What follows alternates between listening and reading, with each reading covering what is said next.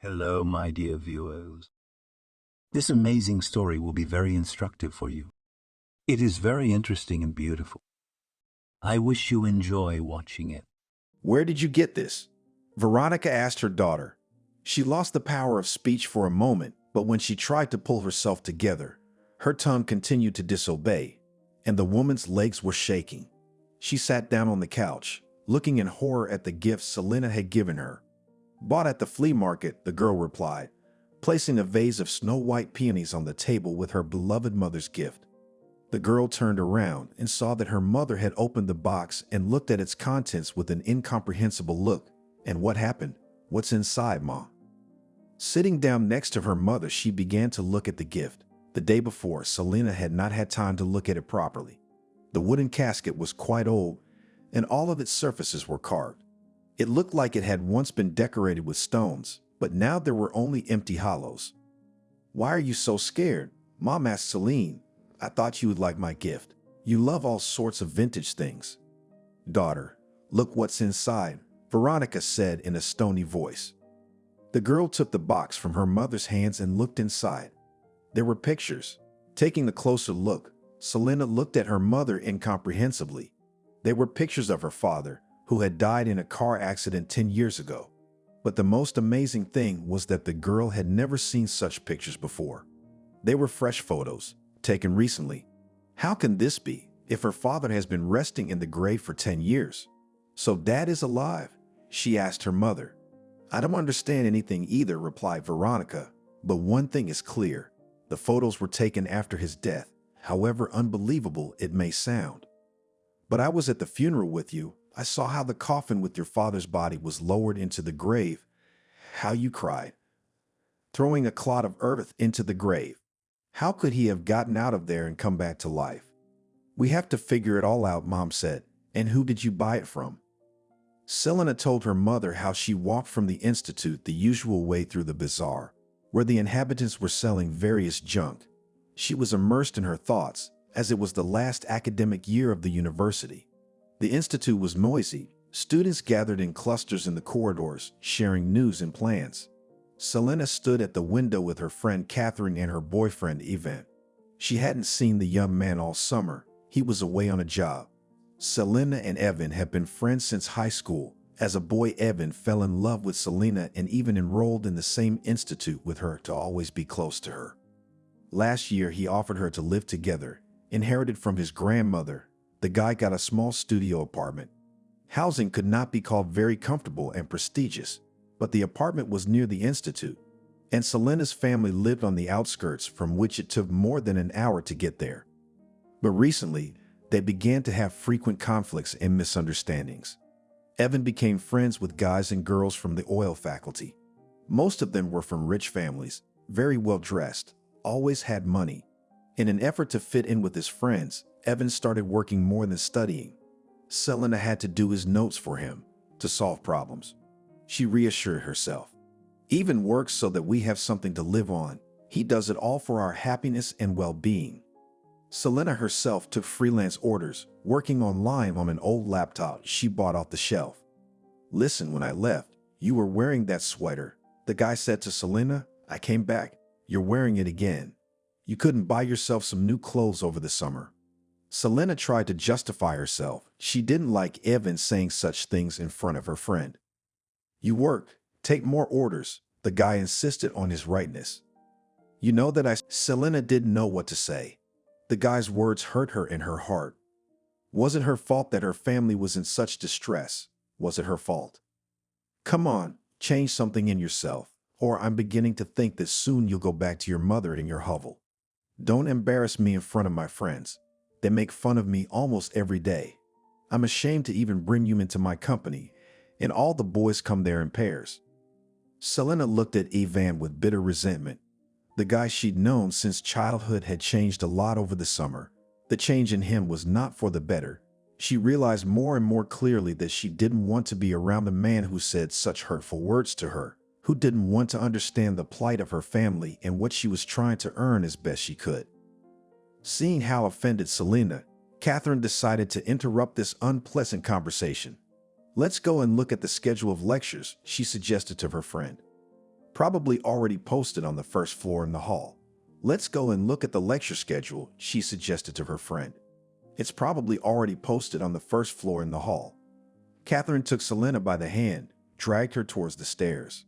On the way, she said, "Well, your Evan's got a nerve. Such words to say such words. How can he only turn his tongue? He's from a simple family, and now he's playing the big boys." Selena didn't want to have this conversation. She didn't like it at all. She walked like a robot, not thinking about anything.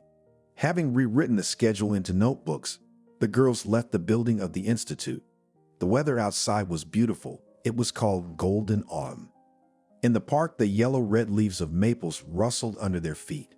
The air had that transparency that only happens in September. "Do you need a ride?" Catherine asked her friend. She knew that Selena would take more than an hour to get home. From the expression on the girl's face, Catherine understood. Today in Vanya's apartment, she will not go. "No, I'll take the bus, then walk." Selena refused. "The weather is great. No rain. I want to walk, think."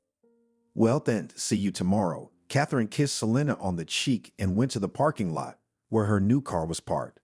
Her friend had recently passed her driver's license, and her parents had bought her a car as a present. Catherine had offered Selena a ride, a trip to the countryside, to the river, but she had always refused. She was always busy. Selena walked down the street, unnoticeably approached a small bazaar where people were selling things, furniture, various household items. They were doing it for different reasons. Some people didn't need these things anymore, and others brought them to the flea market to get some money to live on. That's how almost all the things from their house ended up here. Mom sold something every day to feed her son and daughter. Dad died when the children were young. Selena had just started school in Harvey. "You didn't know, and now you know," one of the strangers said angrily.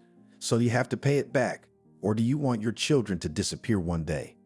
He looked meaningfully at Harvey, who was playing cards on the floor, and at Selena, who had come out of the kitchen at the noise. "Leave now," Mom said. "I barely had enough money to bury my husband, and I had to borrow.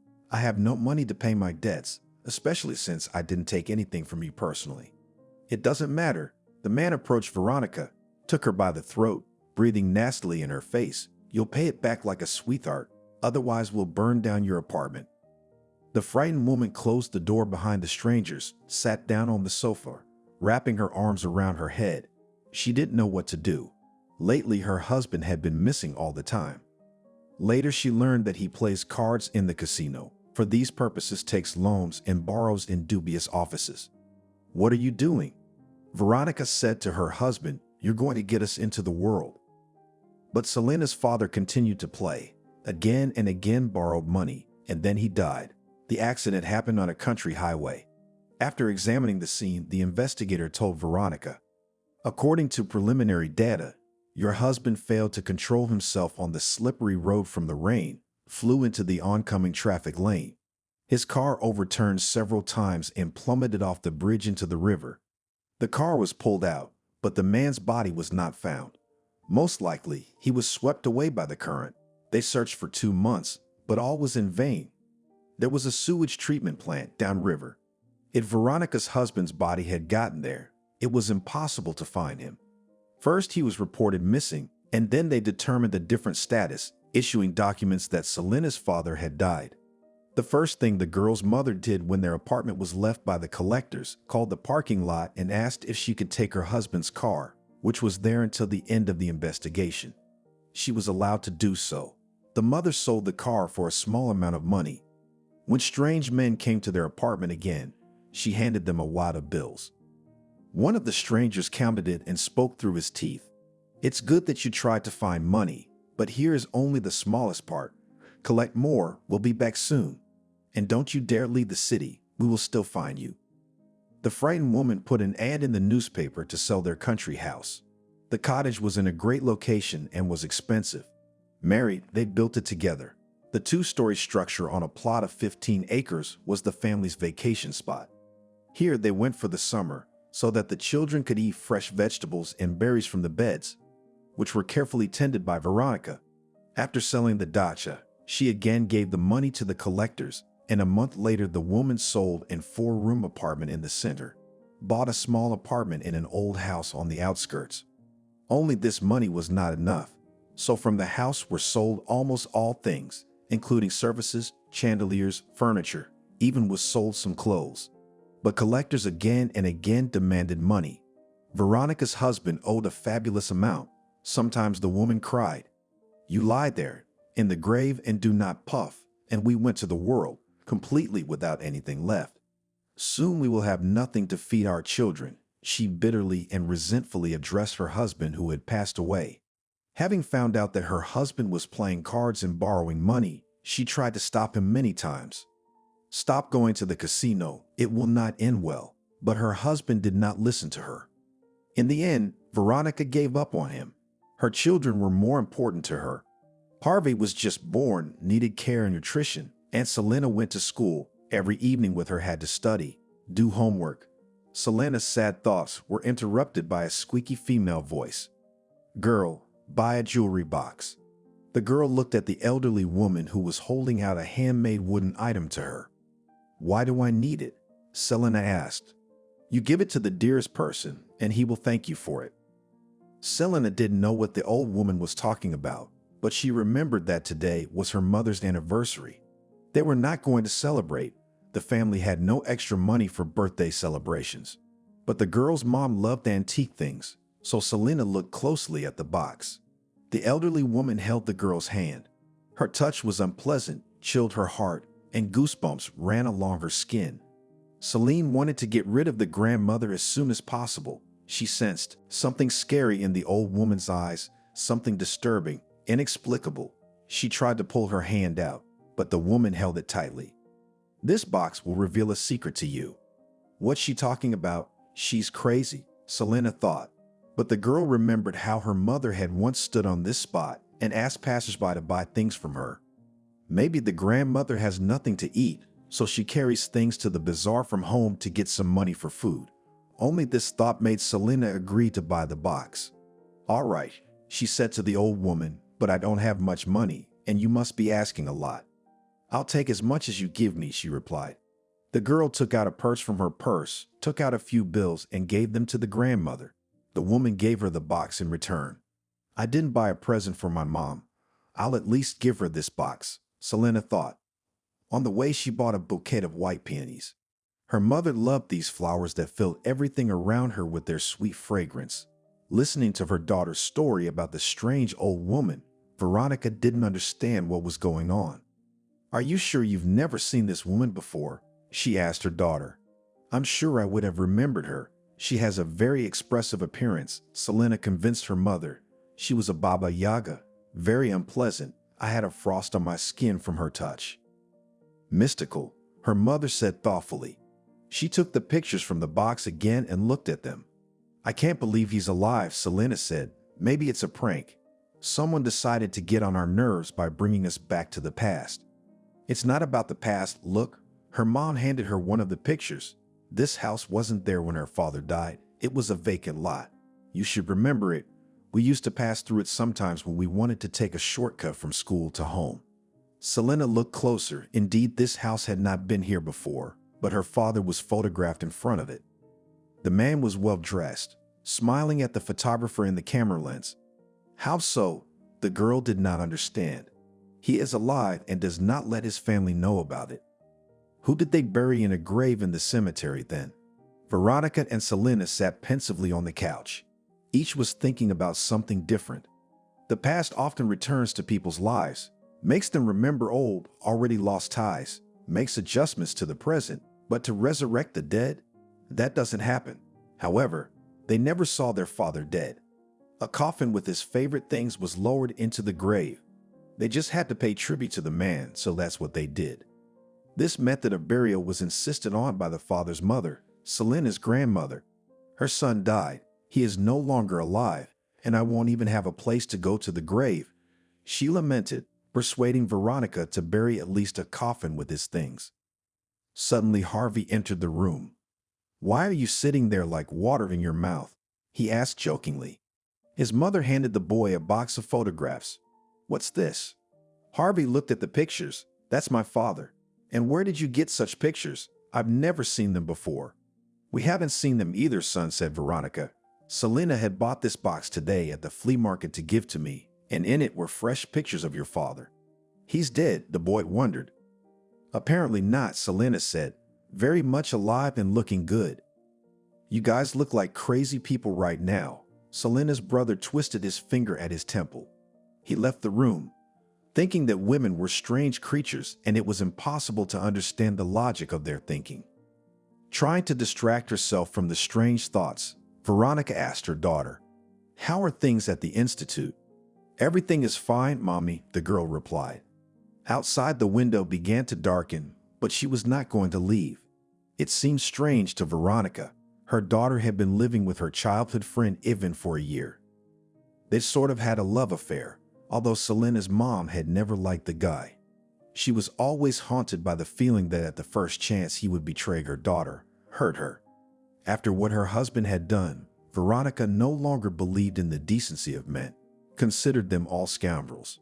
Nor did she believe Evan when he told her that he wanted to be together with Selena, to build a family together. "I don't want to pressure you," Veronica told her daughter, "but Evan is slippery, unreliable.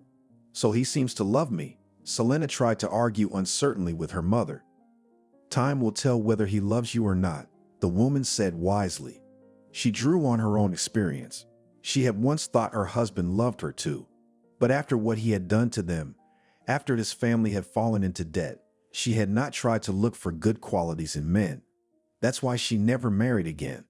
And when did she have time to look for suitors? All her worries were only about how to feed her children and what to dress them in.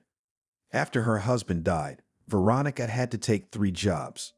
Collectors constantly came to their miserable apartment, bought to replace a large 4-room apartment, demanding money. Fearing for her life and the lives of her children, Veronica saved on everything to put money aside to pay off her husband's debts. But no matter how much she paid, the interest accrued again and again. The amount of the debt almost never decreased. "I'll stay with you tonight," Selena said. "I have a lot of things to think about in peace." "Of course, my daughter." Her mother hugged her. "This is your home too. Is something wrong?" In Veronica's eyes there was concern for her daughter. She was proud of her. The girl studied and worked part-time, not a penny from her mother. But now she was worried about something. With Vanya quarreled, shared with her mother Selena, he has recently become some kind of alien or something.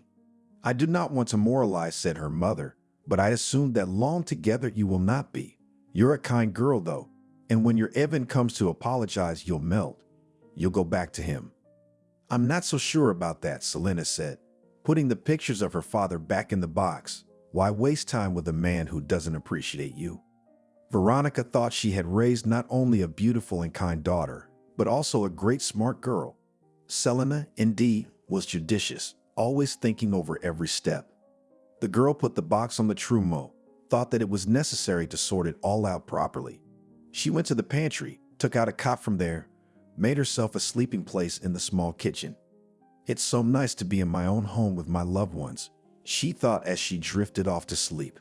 Selena's room had long been occupied by Harvey, and her mother slept on the couch in the hall, so there was no other place to spread out but the kitchen.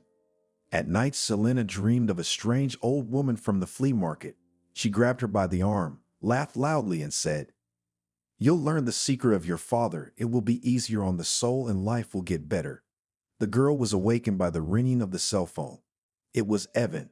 Without even saying hello, he shouted into the receiver, "Where are you? Why didn't you come home? I woke up in the night and you weren't there." "I was at my mom's, and this is your house, not mine," Selena replied in a sleepy voice. She thought that Evan found her absence in the night, but didn't even try to find out where his girlfriend was. What if something happened to her? What if she was in trouble? He slept peacefully through the morning, and now he's calling trying to make her look guilty. Selena sat up on the cot. "Come on, don't be stupid. Come back," the guy said insistently.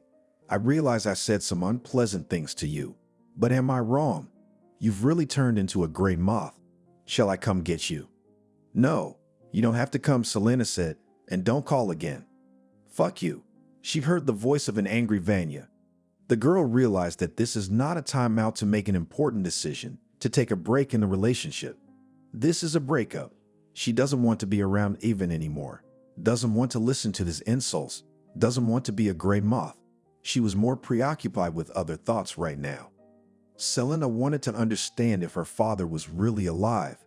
However, she almost didn't doubt it anymore. She threw on a robe, opened her laptop, and tiptoed into the hall where her mother was sleeping on the couch. Selena picked up the box of photos. She wanted to scan them and find proof on the internet that her father was alive. The scans produced 0 results, and Selena ran the scanner over and over again. Suddenly, one of the pictures was identified on a social networking site. It was the page of a woman she didn't know.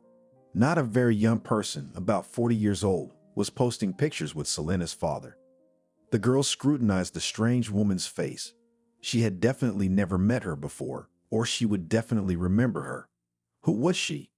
Why was posting pictures of her dad? Where did she even take a picture of him? Veronica entered the kitchen. Already awake, daughter? Good morning.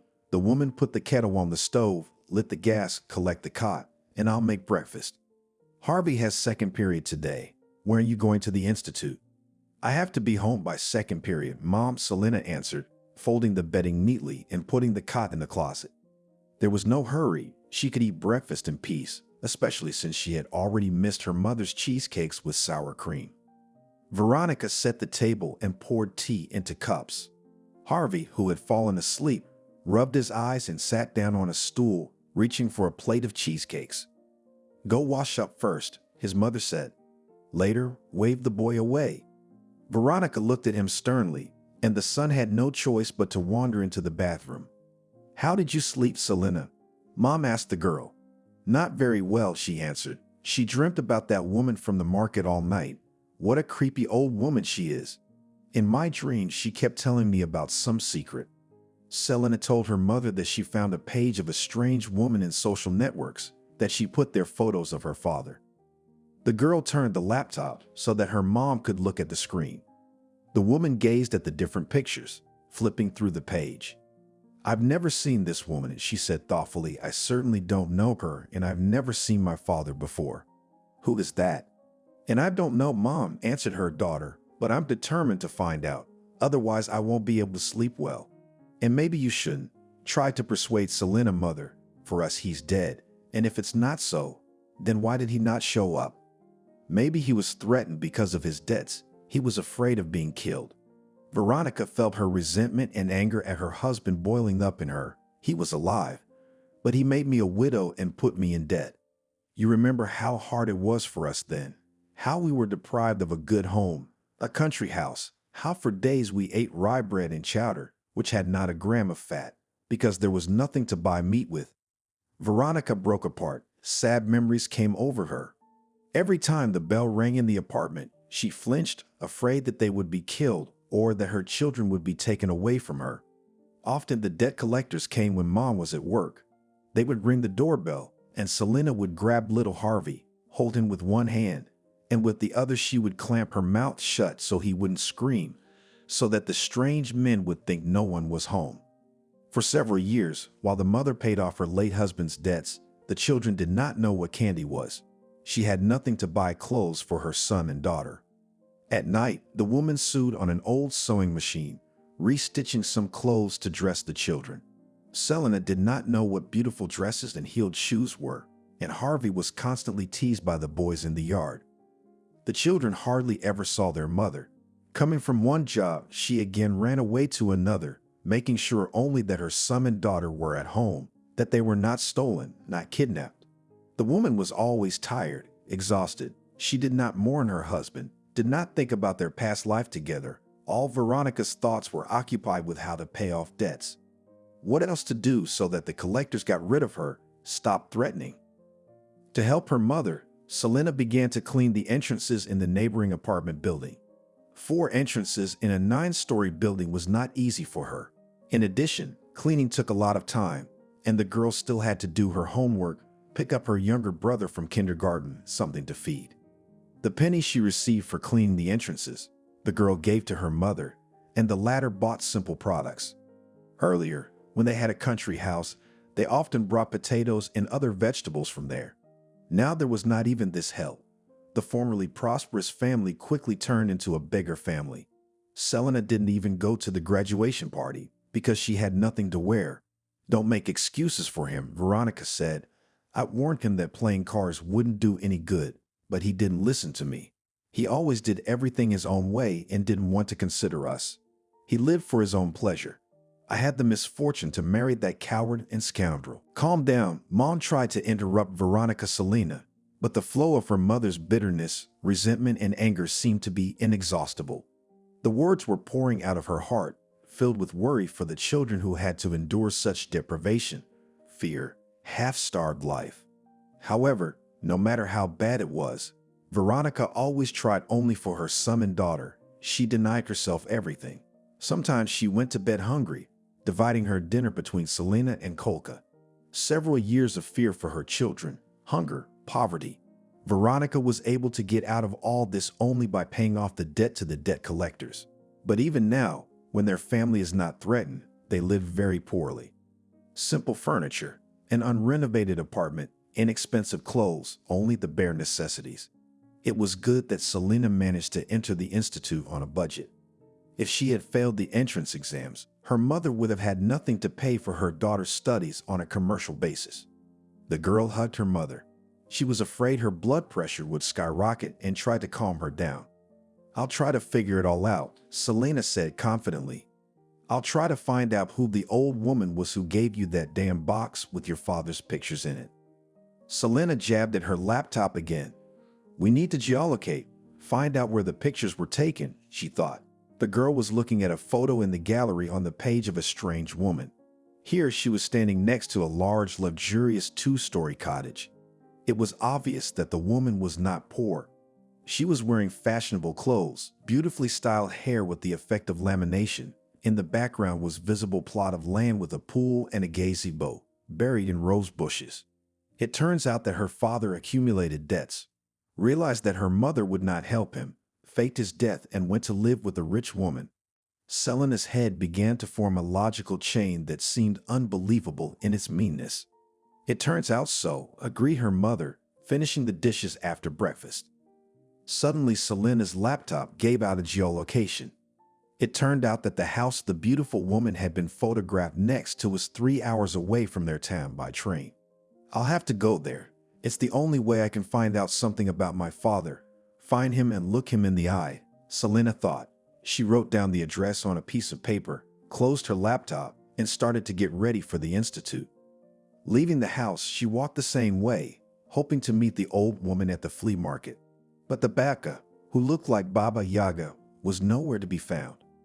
Between lectures, Selena told about everything that happened yesterday to her friend Ekaterina.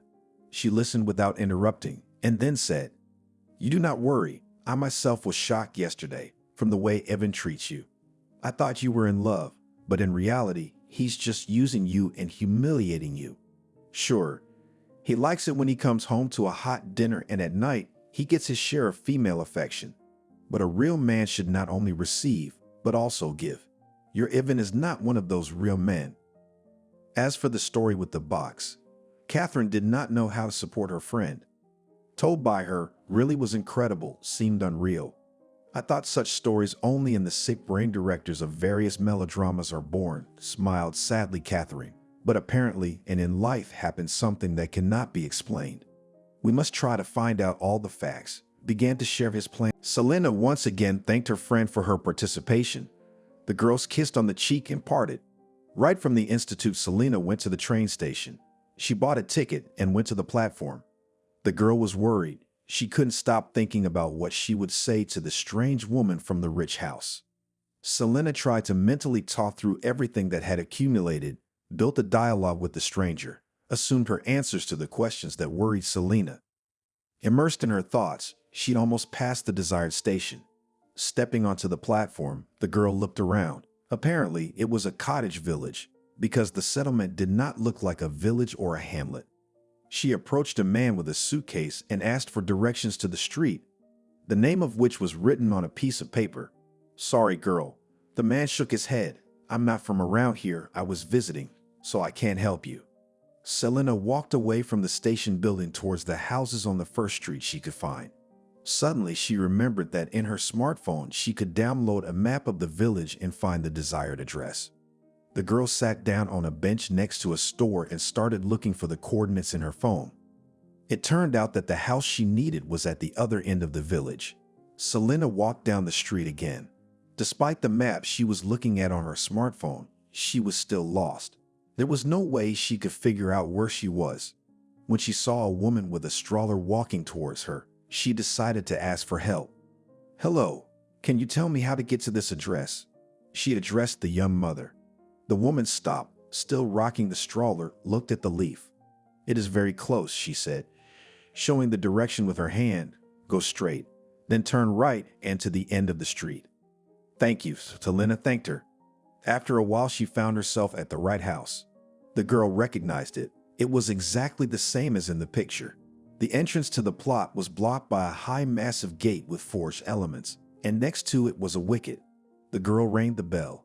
A beautiful woman came out of the house. From the expression on her face, Selena realized that the stranger was not very happy to see the guest. "Who are you and what do you want?" The woman began to say, "If you are going to sell me a vacuum cleaner or a toaster, go straight away. Go from day to day, no peace. Normal people do not buy anything from such passable, is not it clear? There are stores and marketplaces for shopping, and you're all wandering around the house, disturbing them with your visits." "I'm sorry," Selena interrupted her. "I'm not selling anything. Don't swear, please, and I'm sorry again for bothering you." She pulled out the photo she had taken from the wooden box, handing the woman one of the pictures. "I need to know what your connection is to this man." The girl spoke up. The woman took the photograph in her hands, looked at the image carefully. It was clear from her face that she knew him. "And why should I tell you anything?" she asked. "Who are you anyway?" "The thing is, the picture is of my father. He died tragically 10 years ago." "Dead, you say?" The woman was surprised. "But I think he's alive and doing very well." "So you know him?" Selena asked. The woman opened the gate wide and gestured for the girl to come in. "Let's go into the house." Selena followed the stranger, her heart racing. A few more minutes and she would know everything about her father. Maybe then she could understand why he had acted so shamelessly to this family, why he had made her mother suffer, abandoned her son and daughter. The woman led Selena into the house. They entered the large kitchen. What a setting, Selena thought to herself. Looking at the luxurious kitchen set, the bar counter with high chairs, outlandish appliances. "You sit down wherever you feel comfortable," the woman said, "and I'll make some coffee. Do you want coffee or tea?" "Coffee is fine," Selena replied modestly. "My name is Emma," said the woman, pouring the beans into the tank of the coffee machine. "I'm Selena. In the picture is my father. His name was Victor." "I've heard that before. You don't have to repeat it." The girl was silent, waiting for Emma to say something about her father. But the woman silently took out cups from the cupboard, preparing a flavorful drink. "When did you say your father died?" She finally spoke. 10 years ago, he was in a car accident. We buried him in a closed coffin, putting there only things. They never found the body." "Where did you get those pictures?" Emma asked. "The pictures came to me by accident. I bought the box at the market from an old woman, not because I liked it, but because she begged me to. And I thought maybe she didn't have enough money for food," Selena told me. She was silent for a while, then said in a quiet voice, "When my father died, my mother also stood at the flea market and sold things, because my brother and I had nothing to feed. I met Victor also about 10 years ago." Selena began her story. "He seemed very lonely to me. I had just divorced my husband. I needed companionship. I wanted to distract myself from the memories of separation. And then Victor came along. He seemed calm and balanced, not like my ex-husband, who regularly beat me. Because of his beatings, I can't have children now." "That's terrible," Selena said. The girl herself thought that it was true. Her father was alive, and he knew Emma. That was the key to the mystery Selena wanted to solve. "We started dating Victor," Emma continued, "and with him I forgot about the divorce and my abuser husband. Victor never laid a hand on me. We lived in my apartment downtown. I have a large apartment, combined from 2 on the same stairwell. But Victor kept insisting that we buy a country house, somewhere away from the city. It seemed noisy and dirty to him, you see. Of course, he wanted to go far away so he wouldn't accidentally run into our mom or his kids somewhere, Selena thought. And you bought this house? She asked Emma. Yes, my father is not the last man in our region. He holds a very good position. I borrowed money from him. Notice, she said, a very large sum of money. That's when we bought this house, started living here. My apartment in the city was still empty. I did not want to sell it, and it is very expensive. It is not easy to find a buyer in a provincial city. You drink coffee. Do not be shy. Take sandwiches, probably hungry from the road. The woman moved the cup of coffee and a plate of sandwiches closer to Selena. The girl felt hungry. She hadn't eaten anything since this morning. Thank you so much, she thanked Emma. I really am starving. Chewing on a bun with cheese and sausage, she asked. Did my father ever tell you that he had a family? He never said a word. I also thought it was strange that he didn't care that I couldn't have children. My ex beat me up so badly I had to have surgery, which left me infertile. But nothing. He still longed to sit in jail. My father tried, attracted all the connections that this bastard for a long time closed. Selena realized that Emma is immersed in his own memories and leaves the topic of conversation, which was so important for the girl. Where is Victor? I mean my father now, she asked Emma. He went to the neighboring village on business. The woman answered, Do you want more coffee? Selena nodded, moving the empty cup towards Emma. I'm sorry, I can't offer you anything but sandwiches. Cooking isn't really my thing. Victor usually does that. Selena thought the woman was talking about some other man, not her father. Dad never stood at the stove. In fact, he didn't even make his own sandwiches or fry his own eggs. That was all Mommy's job. She suddenly decided that it was not worth beating around the bush. Emma had treated her well, so it was time to tell it like it was. You see, Selena began her story. We were a close-knit, well-to-do family. My little brother and I didn't need anything. But after Kolia was born, my father was replaced. I began to hear often that he raises his voice at my mother, and he was always disappearing somewhere, could come in the morning, was nervous, constantly angry. I only later learned that my father started playing cards and this hobby turned into an addiction. It's also called gambling addiction. Yes, it can happen, Emma nodded. She sat down across from Selena, palm resting on her chin, ready to listen. One day, the police called my mom and told her that my dad had been killed in a car accident.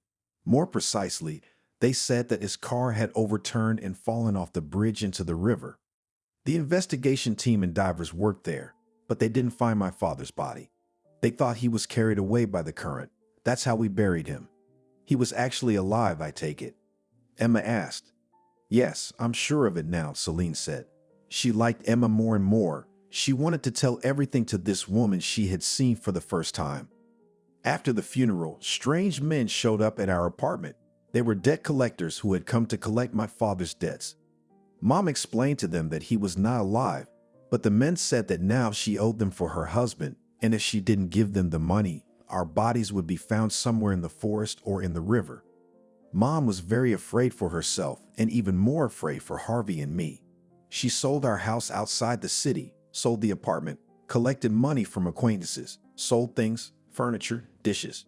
But the amount collected wasn't enough. Collectors threatened every time. My mom started working 3 jobs, but we were still starving. Harvey was sometimes not taken to kindergarten because he had no clothes or shoes. My mom was very tired. The 3 jobs and constant hunger severely damaged her health. Did she die? Emma asked. No? Thank God. But now she's often sick. Her legs don't walk well. Her blood pressure is skyrocketing. But don't think, she doesn't complain. She did everything to keep us from starving to death and to get the debt collectors off our backs. God, that's terrible, Emma said. I'm so sorry for you and your mom. So much to go through. We're not very well off now, but we have enough to live on. My mom still works. I work part-time, and Harvey is in school. The only thing I don't understand is why my dad didn't let me know he was alive. If he was afraid for his life, that he'd be found and killed for his debts. Why did he worry about us? He faked his own death and ran away, jeopardizing the lives of the people closest to him and children who were certainly not to blame for what happened to him. Emma pressed her lips together. It was obvious that she didn't know the answers to the questions that bothered the pretty girl sitting across from her. The woman looked out the window. "There's Victor," she said. A large black car pulled up to the house. The gate swung open automatically, and the car drove into the yard. A man got out. Selena recognized him as her father. He hadn't changed much in 10 years. He looked very good. "Victor, we have company," Emma shouted. She probably wanted to warn Selena's father that she wasn't alone. "Yes?" There was a man's voice. "Who's visiting?" Selena's dad walked into the kitchen. She stared at him, unable to say a word. "Is that you?" Dad said. He went to the sideboard, took out a glass and a bottle of whiskey, and poured some. "Why am I not surprised?" "Maybe because you were always waiting and afraid that your secret would be revealed." Suddenly, Selena answered sharply. "Why did you come here? Why did you find me?" asked her father. "To look into your eyes, to ask why you did this to Mom and to us." Selena felt anger boiling inside her. In her father's eyes, she saw no sense of remorse, no regret, no pity. There was only fear in them. The man had lived all these years afraid of being found, of being forced to pay back the money he had borrowed. "Here, look." Taking a sip from the glass, Victor turned to his daughter. At that moment, she was amazed at how insolent his look was. She looked. "Now get out and don't dare to tell anyone about me." The father loomed menacingly over the girl. She looked up at him, tears welling up in her eyes. Selena had hoped to the last minute that her father's forced act had been weighing on him for the past 10 years, that he was worried about his family, that his heart was bleeding. But this man seemed to have the coldest heart of all. "When you died," Selena was silent for a moment, then continued in a quiet voice, afraid to cry, "the debt collectors came to our house. They were beating the money out of Mom. Mom sold everything to pay back what you borrowed from different credit companies. We had nothing to eat, nothing to wear. Mom worked 3 jobs. We were starving. Do you realize that? Your children and the woman you love were starving, exhausted by hard labor. Mom did everything she could to keep us alive and pay off your debts. It cost her health and us several years of humiliation. I was called a beggar at school because I wore overstitched clothes that were always darned. Did you feel sorry for us? Did you regret anything?" The girl's eyes were filled with a pain that was hard to bear. Victor straightened up, again splashed whiskey into the glass. "I haven't loved your mother for a long time," he said, "but I didn't know my debts would be kicked out of her." Suddenly, he turned to face Selena. It was twisted with a grimace of anger. "I didn't know," he shouted. "Do you realize that? Now get out and don't ever let me see you again." "Get out," I said. Selena slowly stood up and walked towards the exit. In the doorway, she stopped, turned around, and said quietly, "I feel sorry for you. You have no one in this life." Emma remained silent the whole time, watching the drama playing out in her house. When Selena went to the front door, she caught up with her and walked her to the gate. In parting, the woman said, "Selena, please leave me your phone number." The girl took out of her purse a notebook in which she usually wrote down the schedule of lectures at the institute, wrote the phone number, and gave it to Emma. She quickly walked away, no longer holding back her tears. How much time passed until the girl reached the train station, she did not know. Selena got lost again in the unfamiliar village, wandered through the streets, and when she got to the platform, the railroad platform was empty and night had fallen on the village. The station building was closed. Seeing the schedule on the door, Selena realized that there would be no more trains today and she would have to wait until morning. The autumn wind blew strongly. The weather, which had been so pleasant during the day, turned bad. The girl shivered, wrapped herself in a thin windbreaker. She wanted to sleep. Selena sat down on a bench, began to peck her nose, her eyes closed by themselves. Her body's defenses were working, forcing her to fall into a deep sleep to survive the extreme stress she had experienced today. Selena lay down on the bench, put her purse next to her, and fell into a deep sleep. Emma's face appeared in her visions, then her father's angry grimace. She woke up to someone snatching her purse from her hands. When she opened her eyes, she saw a boy running down the platform, holding her bag in his hands. That was the last straw, Selena sobbed, unable to hold back her tears. She sobbed like a child who had been badly hurt. The girl didn't understand why all this was happening to her. Why she had come here at all. Why she was looking for her father. What did she expect? That he would rush to hug and kiss her. that he'd apologize on his knees. No, that didn't happen. It wasn't his style. His father was a selfish man who cared only about his own well-being and didn't care about his family at all. Dawn was barely breaking in the sky. It was still a long way off until morning. Selena approached the station building, wiping her tears with the sleeve of her windbreaker. The first train was at 10 o'clock. She glanced at her watch. It showed 4 in the morning.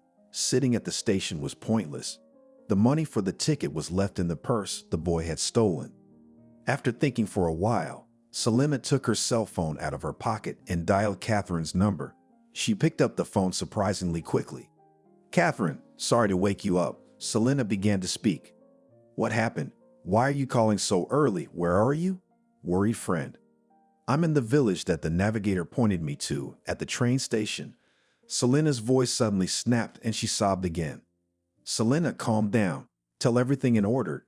Catherine was very worried about her friend. She was waiting for her to call in the evening and tell the news about her father, but there was no call. "My bag was stolen, and there is money for the return ticket." Calming down, complained the girl. "So everything will be fine," assured her friend.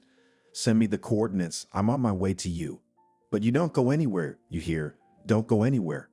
"Okay," Selena replied. "I'll be waiting here on the bench on the platform. I'm on my way. Hang in there.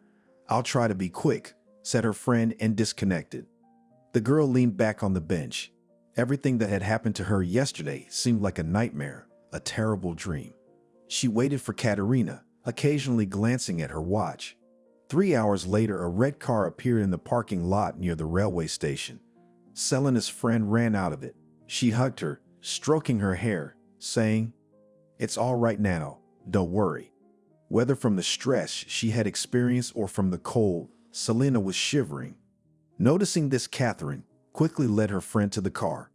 "Sit down," she said, and herself pulled out of the trunk plush plate, covered Selena well that I took a thermos with hot tea. Though while rumbling in the kitchen, Mother woke up, and she began to grumble in her sleep that I at night wandered here and there. Catherine said something without a word, and her words echoed somewhere far away. "Oh, let's go home." Finally sat down behind the wheel, Catherine. "We will not hurry. Let's go quietly." Here I was flying like crazy. It's good at least the roads are empty, and that I still do not know how to overtake normally. The car started and drove down the street toward the exit from the village. The girls were silent. Catherine realized that now is not the time for questioning. She kept thinking what horror Selena must have experienced, seeing her father, whom she thought was dead. Suddenly, Selena began to sob loudly and then cried again. Without saying anything, Catherine stopped the car, pulling to the curb. She remained silent, looking out the windshield, realizing that her friend just needed to cry. Catherine had given her that opportunity. When Selena had calmed down, they set off again. Already on the approach to the city, Selena spoke up herself. "Thank you, Catherine, for getting me out of there. In fact, I was really scared when I was alone at the train station, and even without money to get home." "Don't thank me, we are friends," Catherine replied, "and I offered you to take my car.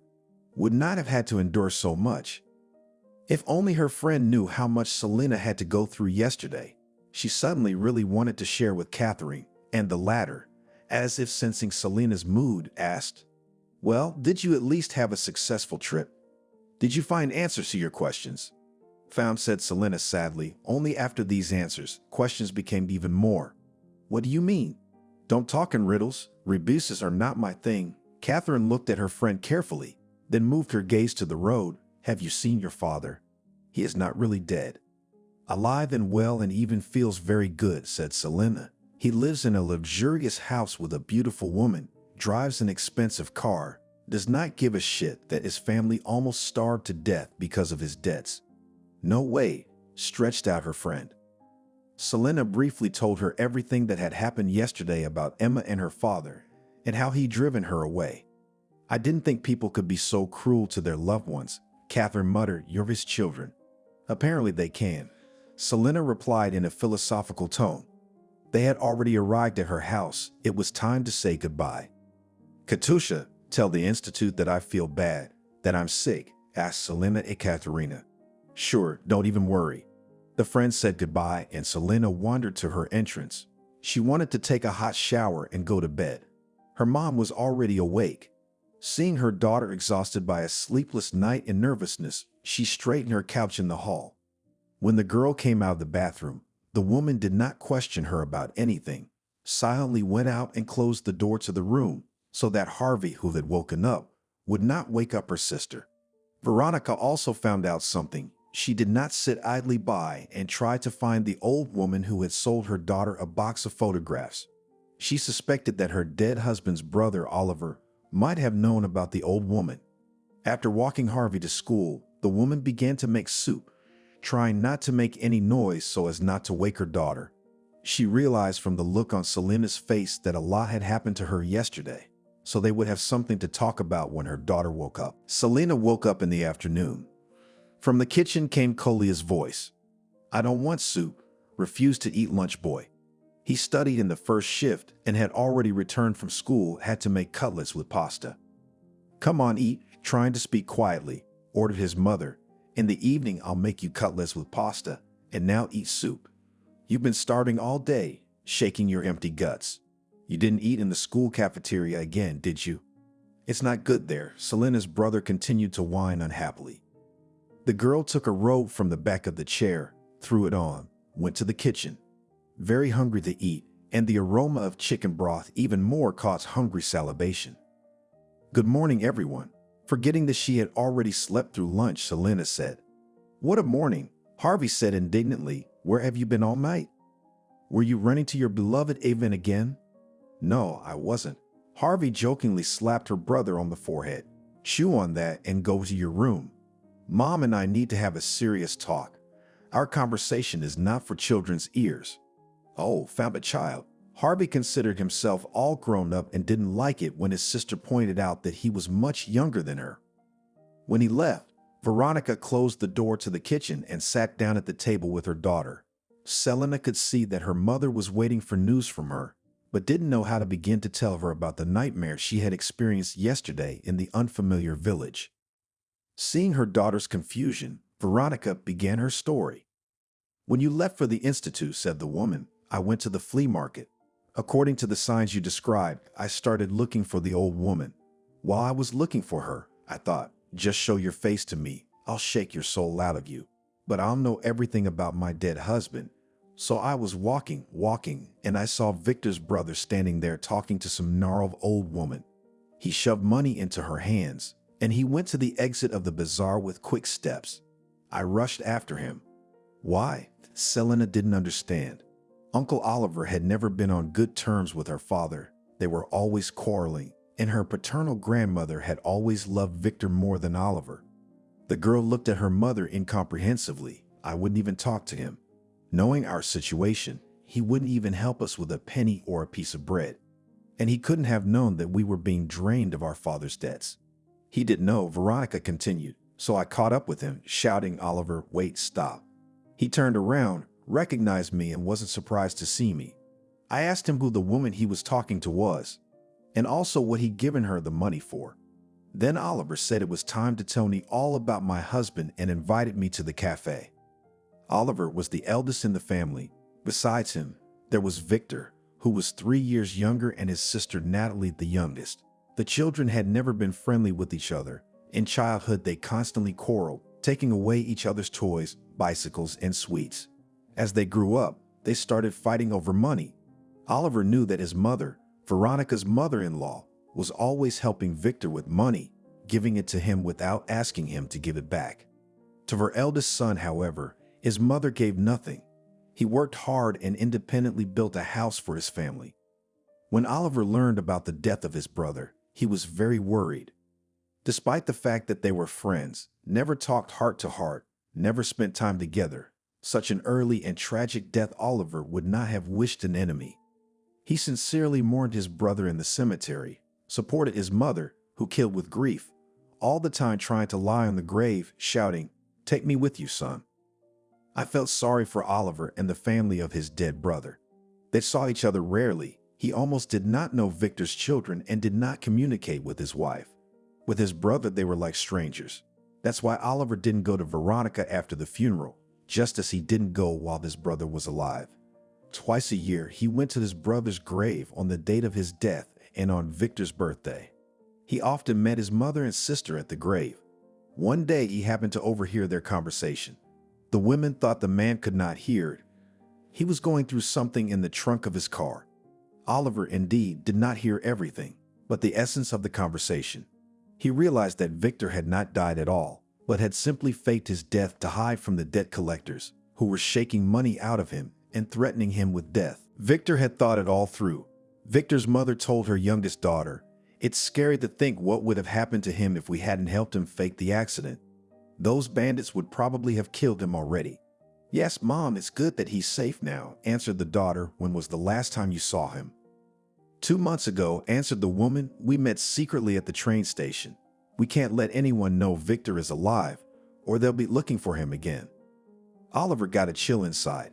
He'd never felt much warmth for his mother and sister, but to realize they were such complete hypocrites was beyond him. He approached the women and asked one single question. "So the brother didn't die in the car accident then?" Mother and daughter were confused. Oliver's mother was the first to pull herself together. "What are you talking nonsense, son?" she ranted. "There he is, lying breathless in the grave. Our Victor is dead, gone prematurely in the prime of life, and we can only mourn him and carry flowers to this grave." "Enough, Mother," Oliver interrupted her. "I've heard everything. You just said you met him 2 months ago at the train station." "You misunderstood, Oliver." The mother tried to justify herself. "I didn't meet him." At this point, the sister entered the conversation. "Mom, maybe you should stop hiding from Oliver that Victor is alive. He's still his own brother." "Yes, so dear that they fought every day, did not give each other hands."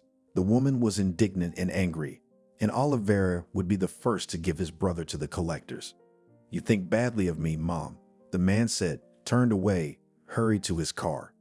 He realized that all these years his relatives deceived him, did not trust the secret, and he, like a fool, went to his brother's grave, put it in order, put a stone monument and a fence on his own money.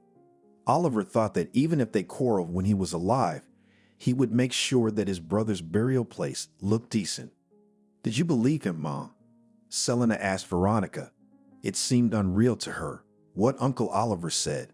"And you remember how grandmother had killed herself at the funeral, how she yelled at the cemetery, 'Son, take me with you to the grave.'" "That's the thing," Veronica said. "My mother-in-law never loved me. That's why she didn't trust me with the terrible secret of staging a car accident. But I did not even suspect what acting talents she possesses, because so played out the grief of his mother that even a skeptic would believe and laid down next to the grave to weep with her at the same time." That's right. Celine supported her mother. She remembered that day well and had not yet forgotten how his grandmother was writhing on her son's grave. So, Veronica continued, Oliver kept the news that his brother was alive for a long time, but it kept him awake. He started coming home to his mother's house more often to find any clues, to try to grasp at something that would lead him to his brother. He wanted to tell him what was going on in our family, how poor we were, how we were in debt. One day, Oliver noticed that his mother was going somewhere. In the hallway was a densely packed bag, closed tightly with a zipper.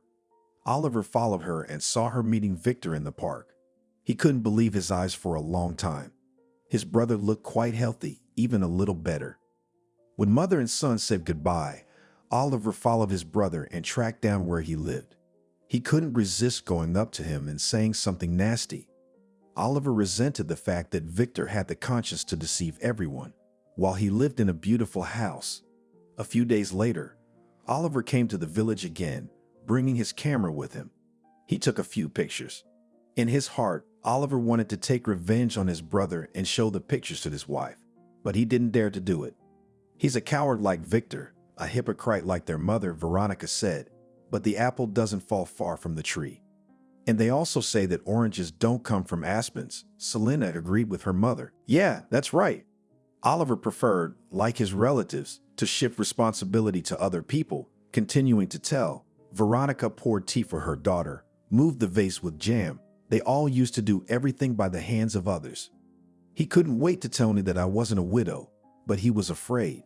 So he hired that old woman. He watched our family, knew almost everything about our lives. He knew which way you went to the bus stop to get to the institute and which way you came back, but he wanted to show me the pictures first. Oliver would pay an old woman to hit on me on the street under the guise of a psychic.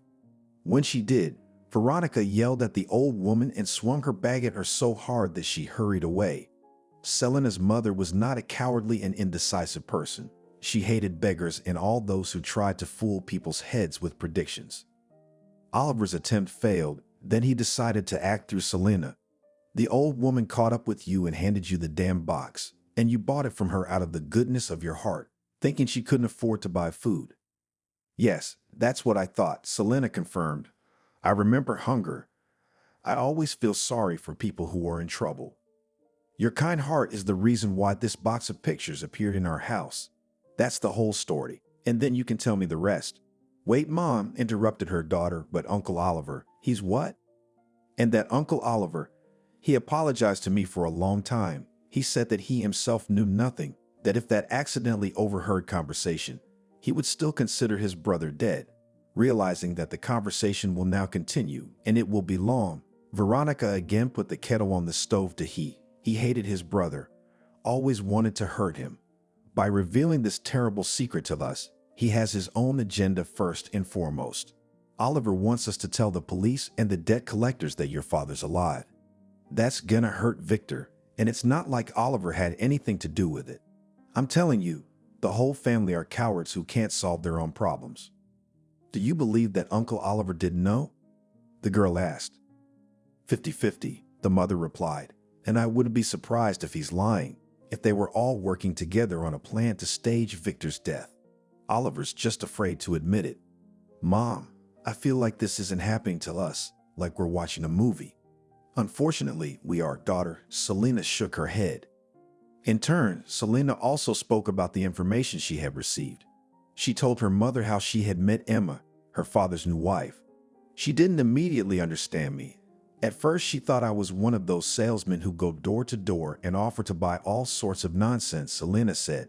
But then she invited me in and even fed me. She must be a good woman, Veronica said. But I didn't recognize my father. I saw nothing but coldness and anger in his gaze. Just imagine, he just chased me out of the house, threw me out the door like a kitten. Veronica's heart ached. She could imagine how her daughter felt. Her own father, who she had lost in childhood, for whom she had suffered so much, did not even ask her how she lived, how she finished school, how she entered the institute. What is going on in the fate of his daughter? And after all, she is his own blood, his first child. Veronica loved her children very much. With every cell of her body, she felt when they were bad, when they suffered, and also suffered with them.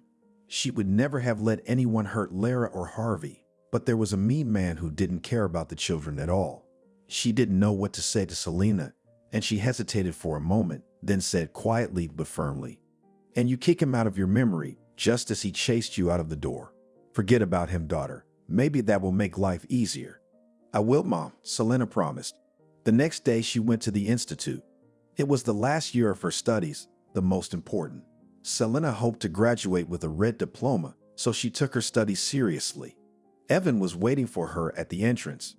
"Hi," as if nothing had happened, said the guy. "Hello," the girl answered him. Selena stopped fooling around. "Come on, come back to my place." The girl looked at him and slowly walked towards the institute. Evan followed her. Evan tried to take her hand, but Selena pulled it away. "Put it in her pocket. Don't fool around, Selena. After the institute, I'll help you to bring back the things you took. We'll live like before. I'm bored without you, do you understand?" Suddenly, the guy changed his tone, and in general, "I come home to eat nothing to eat. The room is a mess. Things clean and ironed soon will not be left at all. In what I will go to lectures and to friends." He's not even trying to apologize, Selena thought. The guy didn't think he'd offended her at all, showing his not-so-facetious side. "I'm not going back, Evan," she muttered. The girl stopped and looked into Evan's eyes. "You know, I've realized a lot in the last few days. You are not capable of love. It is more important for you to use people to make your own life comfortable.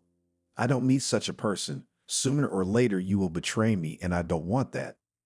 Selena walked down the path, opened the door to the institute building, and hid behind it. "Go to hell," Evan cursed angrily. After the lectures, Catherine and Selena went to the park. There was a small summer cafe where the girls liked to drink coffee and eat ice cream. Despite the fact that it was September, the cafe had not closed yet. The weather was perfect, sunny and warm. Selena really liked the way the park looked in September. It was completely immersed in the gold of the fall leaves. Rustling underfoot, they had a soothing effect on the girl. Sitting at a table in the cafe and waiting for their order, the friends talked quietly. "What are you and Mom now going to do?" asked Catherine. "Nothing," answered Selena. "We will live as we lived. This year I will have to work more part-time, but I will manage. I will get a diploma and go to work on a permanent job. Life will be more stable." "Don't you want to take revenge on your father for all the grief he caused you?" "No, this is not a solution. To resemble scoundrels, hypocrites is not on the method," smiled Selena. "And Evan, what did you decide with him?" "Did not restrain, did not stop asking questions, Catherine." "With Evan we parted," answered the friend, feeling how from these aloud-spoken words she becomes easier on the soul. "You see, Catherine, Evan does not need me. He needs a nanny and a lover in one person. And I still want to be happy myself. Maybe I'll meet a man who will love me for real, will care, not insult me. Evan couldn't even break up properly. He insulted me again and sent me to hell. He didn't even realize that I could live perfectly well without him." The friends talked for a long time, but time was running out and we had to break up. I'll give you a ride home," Catherine offered. "No, thank you, dear. I want to walk," Selena refused. She went to the bus stop. Walking through the place where the old woman sold her a box of photographs, the girl noticed a familiar figure. She leisurely approached the old woman. "Hello," Selena said with a smile. The grandmother looked at her with an attentive gaze. At first it seemed to the girl that she did not recognize her, did not remember that student, whom she almost forced to buy the thing. But the old woman remembered her perfectly well. "Did you recognize the secret?" she asked. "Grandma did," Selena replied. "Doesn't it make you feel better?" the old woman asked. "Yes," Selena agreed. "Then buy a kitten." The grandmother took out a fluffy lump with big eyes from under her coat. The kitten was barely a month old. "It's a puerile little kitten," looking at Selena. "It will bring you happiness." Selena opened her purse, took out her wallet, and handed the grandmother a bill. "I don't have any more," she said. "And I have enough." The old woman handed the girl the animal. Selena gently cuddled it to her and walked leisurely in the direction of her house. And the old woman waved her hand, quietly whispered, "He will bring you happiness."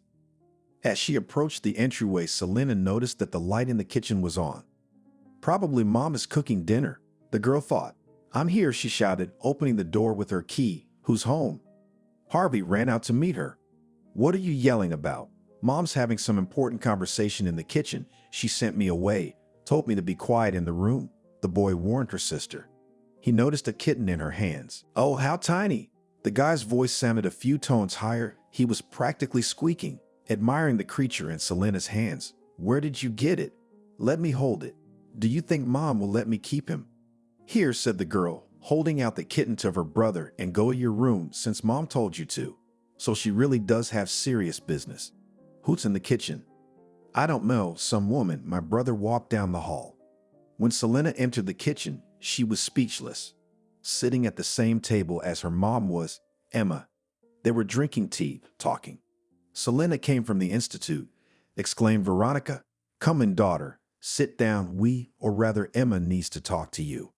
"Hello, Selena," smiled the woman. "Good evening." Not understanding anything, replied the girl. She pulled out a stool from under the table, hesitantly sat down. "And how did you find us?" "You wrote me your phone number," said the woman, and her face was smiling. "And I have serious connections that can easily find out any information about a person. And to get his address, find out his phone number, it's a matter of minutes." "I thought I'd never see you again," Selena said, surprised. "But I thought I'd never see you again." "But I immediately realized that you and I will meet again," Emma said, which further confused the girl. "You know, daughter," Veronica said, "Emma is just as you described her, a very sweet and cordial woman. But it was our father who made her unhappy." Not understanding anything, Selena looked at her mother and then at the guest. "Yes, that's how it is in life, dear."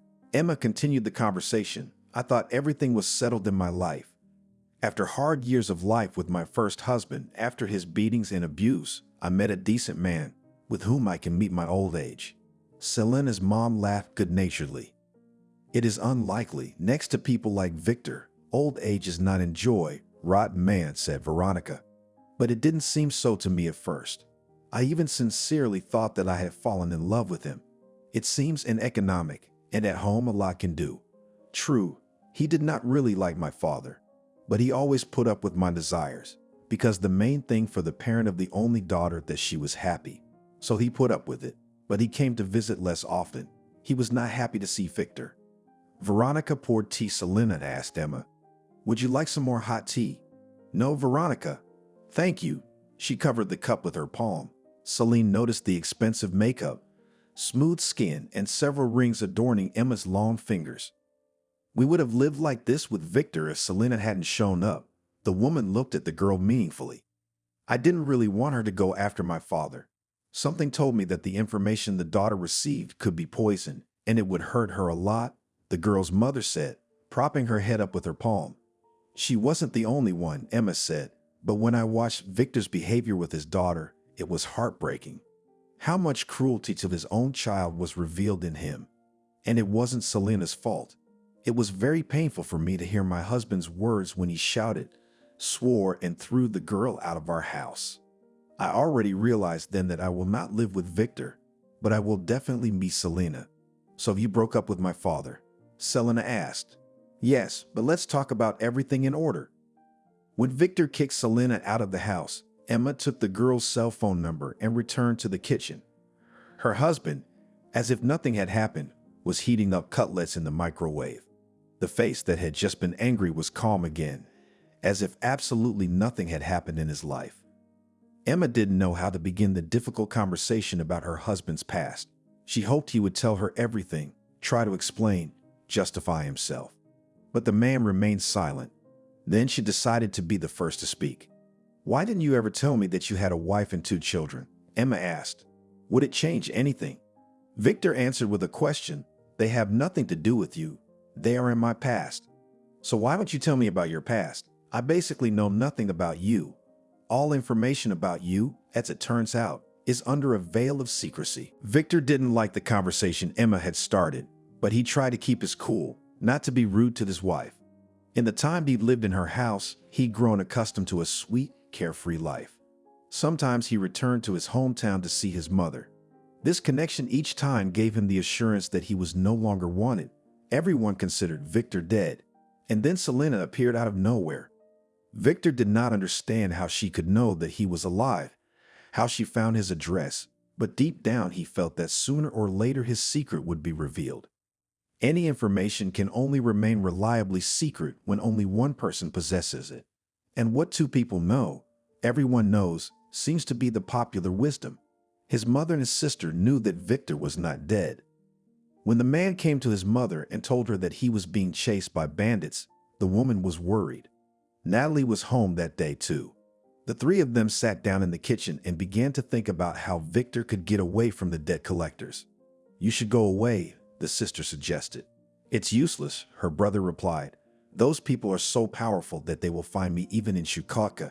You can't hide from them anywhere. So we must convince them that there is no one else to collect debts from," said the man's mother.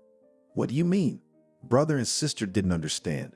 "Convince them that you're dead, no man, no debts." The 3 of them sat up until the morning, thinking over a plan of action. Burying a living person was not so easy. The most appealing plan seemed to be a car accident. "You should direct the car from the bridge. But at this time it is important to have time to open the door to get out," advised his mother. "Otherwise, underwater you cannot open and drown, die for real."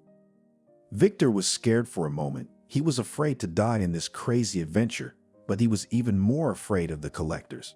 "You will succeed, son," his mother encouraged him. "And then when everything settles down, you will be able to live in peace. Natasha and I will do our best to make your funeral as realistic as possible." The sister nodded her head, agreeing with her mother. The plan had succeeded. Victor's body was not found. There was no one to bury him. The man was listed as missing. Then the man's mother went for a trick. She went to the investigator, almost lying at the feet of the policeman. begging him to change the status of her missing son. He must have been swept away by the current. I'm sure my son drowned, choked by the river water. He was afraid of water since childhood, could not swim, sobbed inconsolable mother in the investigator's office. Help the poor mother change the status of her son. I beg you. If you do not do this, we will not be able to make a grave in the cemetery. I don't have long to live in this world, but every day I want to come to this grave and mourn my son. She managed to convince the policeman. He changed her status and issued documents for the deceased Victor. So the woman went to her daughter-in-law and said, Victor's body has not been found and is unlikely to be found, but we must make a burial ground so that there will be a place to come to honor him. You look for things of your husband, which were especially dear to him, which he loved when he was alive. We'll put them in the coffin and bury them, and we'll come to this grave with flowers to remember Victor. Veronica was surprised at the affectionate tone of her mother-in-law, who had never loved her son's wife, but took pity on her and agreed to bury Victor's things in the grave. The day of the funeral was appointed. The mother of Veronica's husband was out of her mind with grief, sobbing, falling to the ground, beating her head against the cross, set on a mound of cemetery earth. Her grief looked so natural that no one could suspect anything. Victor himself was present at his own funeral. Hiding behind the monuments, he watched from afar as the funeral procession went on, as the coffin was lowered into the grave, as his mother sobbed and his wife wiped away her tears. It's all worked out, he triumphed. Everything changed when he saw his daughter in his house. Victor realized she can tell or has already told everything to his wife. She would definitely publicize the information because the woman did not know that her husband wanted to be considered dead in order to hide from debts. She will run, chalking her heels with happiness to the police to return him to the status of a living person and cancel the hard-won documents of Victor's mother. Everything he has now could float away from his hands. Emma stared at her husband, waiting for an answer, and he, like some movie on TV, was reviewing the pictures from his funeral. He was quite satisfied with a happy and carefree life with this beautiful woman, and he was also satisfied with the fact that she could not have children. The birth of heirs was no longer part of his life plans, but the man liked to live in his wife's beautiful house, drive an expensive car. Selling it could ruin his life. There would be debt collectors again. Despite the passage of so many years, these people do not forgive debts. They will even get them from the grave. I'm surprised they didn't do it. They would have found out Victor wasn't dead. Darling, he spoke to Emma in an affectionate tone. It's true that my past is complicated. Seeing my daughter has knocked me out, disturbed my peace. Let me calm down and I'll tell you everything in great detail in the next few days. Okay, Emma agreed. And in the evening, when the woman was about to go to bed, she heard that her husband was talking to someone on the phone, trying to speak quietly so that his wife would not hear. No, you don't understand. We have to take out all three of them. The woman, the girl, and the boy. What do you mean? Take them out. For good. So that no one will find them. Emma realized that Victor wanted to kill his wife, daughter, and son and had asked someone for that favor. The woman's heart was racing. She suddenly remembered Selena's sad face as tears rolled silently down her cheeks from her eyes. The girl was suffering. She had been through so much, and this bastard wanted to kill her relatives so that no one would know this secret. When her husband fell asleep, Emma went down to the garden. She entered the gazebo, sat down on the sofa, dialed her father's phone number. The woman's father was a man of influence and never refused his daughter's requests. She could only tell him about the situation Emma was in. Emma, Daddy, I'm sorry to wake you up, but this is very important.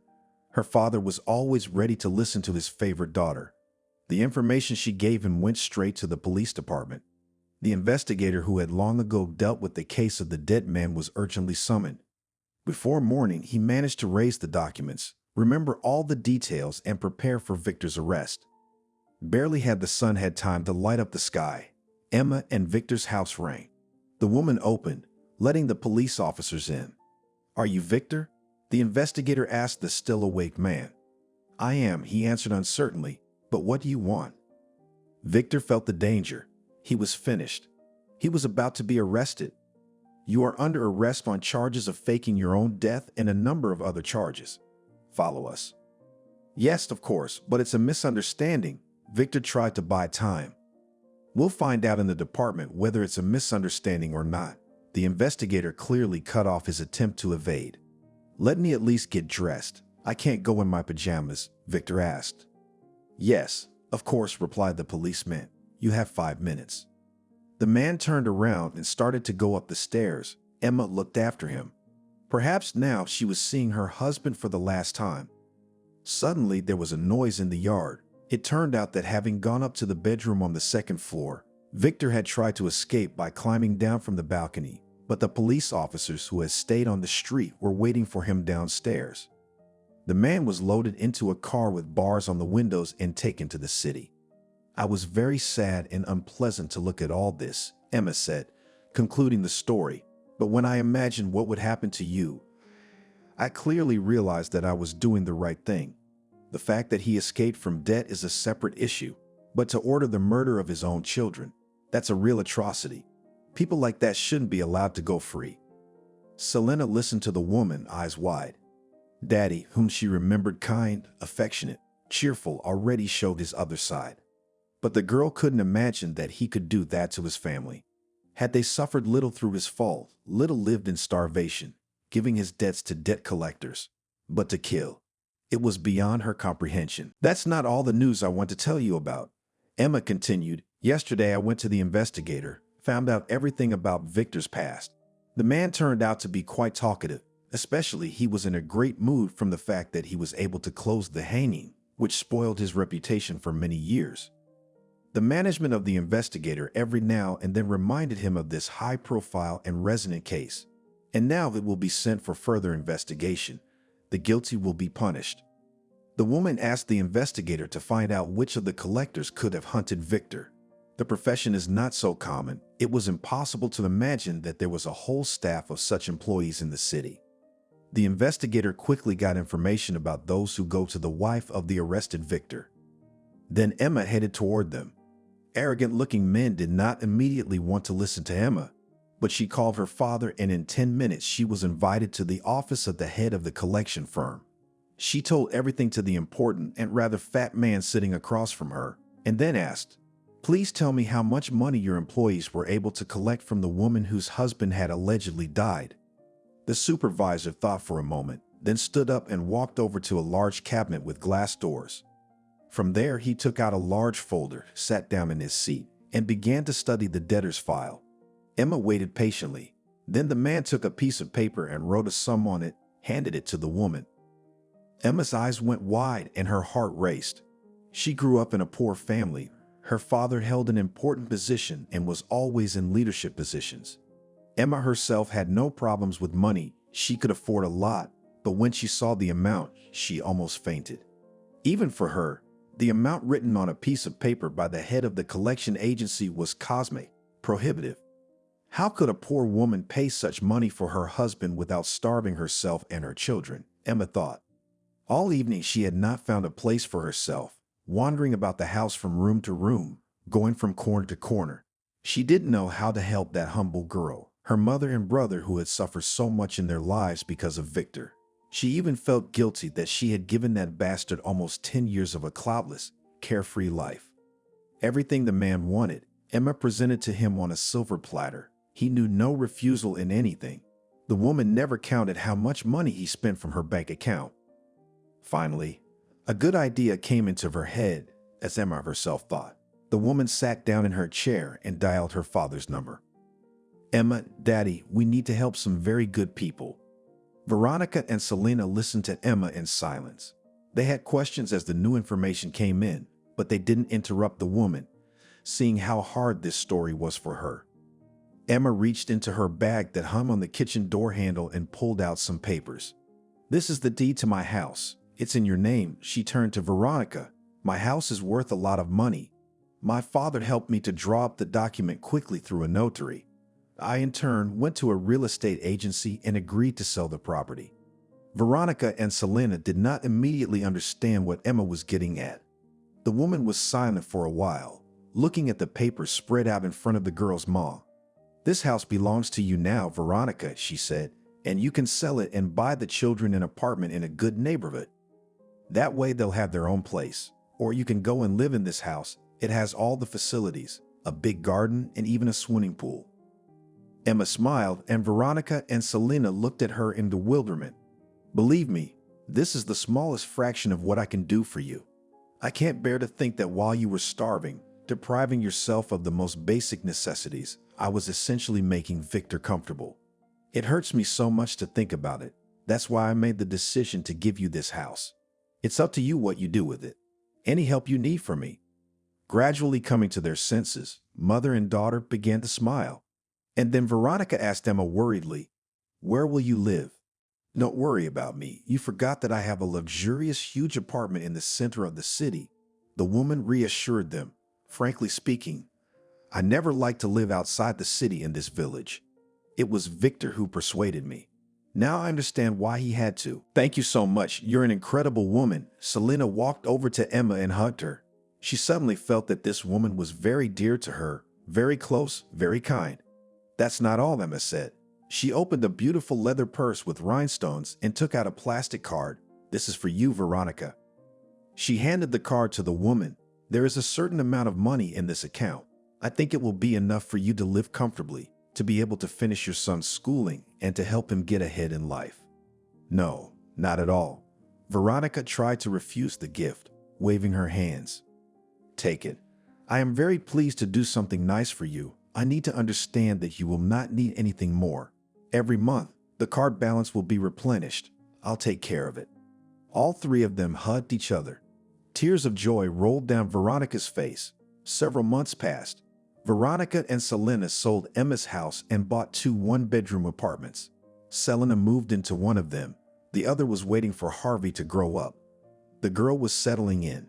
She was happy that her mother was not poor, thanks to Emma, and she had her own cozy nest. On the first day, Selena brought Silly with her. That's what she called the kitten an old woman had sold her at the flea market. "Silly," Selena called loudly to her pet. "Where are you hiding, little one?" She walked around boxes of things, bulks, bags. The things were not yet unpacked, probably crawled into one of the boxes and sleeps there peacefully. The girl began to open the boxes one by one as she suddenly heard a knock on the door. She opened it. On the threshold stood a handsome young man. In his hands he was holding Silly. "Hello, I'm your neighbor. Isn't that your cute little creature on my balcony?" The man handed the kitten to Selena. "Come to me, you're my happiness," said the girl, smiling. Anything could be going on in the world, but passions were simmering in businessman John's mansion. And why the hell take responsibility for a child if you can't take care of it? Muttered a young woman with a pretty but unkind face. She was packing an 8-year-old girl for school, and you couldn't tell from her face that she was enjoying the process. Accidentally, or maybe on purpose, Selena pulled a strand of her hair in a dragon braid. "Careful," the girl asked, not very politely. Selena only rolled her eyes, and the elderly, half-paralyzed man lying on the bed sighed heavily. That sigh only added fuel to the fire, and the woman continued to rant. "Do you think I need this? No, you don't. You take care of her yourself, or you'll be lying in a stake. And I have to run around you." "Selena, I understand," John said quietly, "but the girl needs a mother's affection, and I can barely walk." The old man sighed again. There was so much sadness and hopelessness in that sigh that it seemed that a stone would shake, but not Celine's heart, if she had one, of course. Selena was the second daughter-in-law of John, a well-known businessman in town, and the wife, or rather, now widow, of his son Jacob, his son's first wife. Anna was a kind, calm, friendly woman. John did not remember Anna being in a bad mood. She was a housekeeper, but she was by no means a typical kitchen cleaner in a greasy bathrobe and a nest on her head. The house was in exemplary order, and there was always hot food. Anna looked as if she had stepped out of a housewares advertisement. Anna died in childbirth. The inconsolable widower didn't want to live, but he still had little Julia. That's who was worth living for. The young father took care of his daughter as best he could, but John said from time to time, "You should meet a nice woman. Julia needs a mother. She's a girl. And boys don't need a mother." Jacob grinned sadly. "Boys need a mother too," he agreed, "but girls need a mother more." Jacob realized that too, But it wasn't easy to find a woman willing to take care of someone else's child, and yet there was one. Selena was nothing like Anna, but she was undoubtedly beautiful too. But unlike Jacob's first wife, she wasn't a very good housekeeper, and her temper wasn't very good. And that was putting it mildly. If Anna could enjoy any little thing, Selena, on the contrary, was always dissatisfied. Jacob and Selena were in the same class, and they liked each other during their school years. After high school, as it usually happens, their paths diverged, but it so happened that fate brought them together again. One day, after negotiations in a business hotel, Jacob decided to have lunch at his favorite restaurant, which was located on the basement floor. The young entrepreneur entered the restaurant, and the first thing that caught his eye was a luxurious waterfall of silky golden blonde hair. A few seconds later, Jacob saw the face of its owner. "Selenka," he exclaimed, seeing his high school sweetheart. "What a reunion." "Jacob." Selena smiled, gracefully holding out her hand to him. "How many years, how many winters?" "Many, Selena, many. You look great. What are you doing here?" "This is my friend's restaurant. She invited me here. She should be here any minute. And let me guess, you were at the negotiation." "You're not psychic, are you?" Jacob laughed. Selena said, smiling, "It's really quite simple. All the businessmen of the city come here after business negotiations. Well, as for you, Billy Smirnov told me that you're in business, so it's not hard to make the comparison." "Well, yes," he nodded and, obeying a sudden impulse, suggested, "Celine, why don't I see you sometime? How about dinner at a restaurant?" "What an idiot," he chided himself. "Who told you she was single? Such a beauty." However, Selena agreed to meet, and the former classmates exchanged phone numbers. They met a couple days later, and when Jacob told Selena about his widowhood, the ex-lover just shook her head. "Poor you, I can only imagine what you've been through. I'm divorced." Jacob asked his ex to dance, and Selena laughed softly. "What's wrong?" he asked. "Nothing's wrong," she smiled. "I just remembered when you asked me to dance in the 10th grade and kicked me in the legs." Jacob couldn't take it anymore and laughed. "I've been dancing ever since, thank God. I've noticed. You're a really good dancer." "Well, it's the position, isn't it?" That dinner was the beginning of their relationship, which eventually turned into a legal marriage. Selena, though faithfully attending to Julia, kept the little girl at a distance. At first, the girl had been drawn to her, but the young woman was determined not to allow any callow tenderness. Jacob was offended by this, but deep down he knew that it was impossible to make someone else's child love him. Not every man was capable of it anyway, so Jacob was grateful to Selena for taking care of his princess as best she could. A year after the wedding, Jacob died in a car accident. He bequeathed all his assets to Julia. In the event of his death before the adulthood of his daughter, Jacob's property was to be managed by Selena, who he appointed as Julia's guardian. This arrangement suited the young widow just fine. She stayed in John's house and represented the interests of the orphan girl. Selena was confused only one thing. When her stepdaughter turned 18, all the worldly goods would pass to her. Selena had been smart enough not to show her dislike for her stepdaughter when Jacob was alive. But after Jacob's death, she didn't bother. Selena often called Julia a spooner. The stepmother's lack of love was compensated for by John's love. But Selena was ready to glare at the little girl as soon as the old man turned his back. In time, Julia began to respond to the evil stepmother in the same way, but thick-skinned Selena did not care. So what a tomalicious little brat. John adored his granddaughter, such a little one, and she's already been through so much, the old man thought, and his heart burst with pity, first her mother, then her father. And this snake hisses at her, thinking that I do not notice anything. John spoiled Julia in every way he could. He took her to the park, children's caves, shopping, and entertainment centers, and did it with great pleasure. But unfortunately, a few months ago, John had a car accident, as a result of which he almost lost the ability to walk normally and became ill. After the old man was discharged from the hospital, Julia spent almost all the time in his room. In fact, everything is not so hopeless, assured the doctor. Your body will recover. But given your age, it will take time. I can't rule out the possibility of surgical intervention. All in all, it's not that bad. But what kind of treatment can we talk about when the daughter-in-law was eating Julia with a hateful look? Leaving the girl alone with Selena would be pure madness. Who knows what her sister-in-law might think?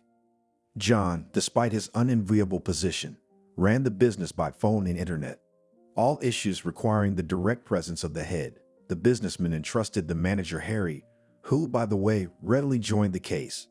John was not left with the feeling that he had been waiting for this moment. When Jacob's death was only a few months old, Julia didn't quite understand what had happened. She waited every day for her daddy to come back. But daddy never came back, and Julia grew up and realized that it would never happen. "Selena, why don't you like Julia so much?"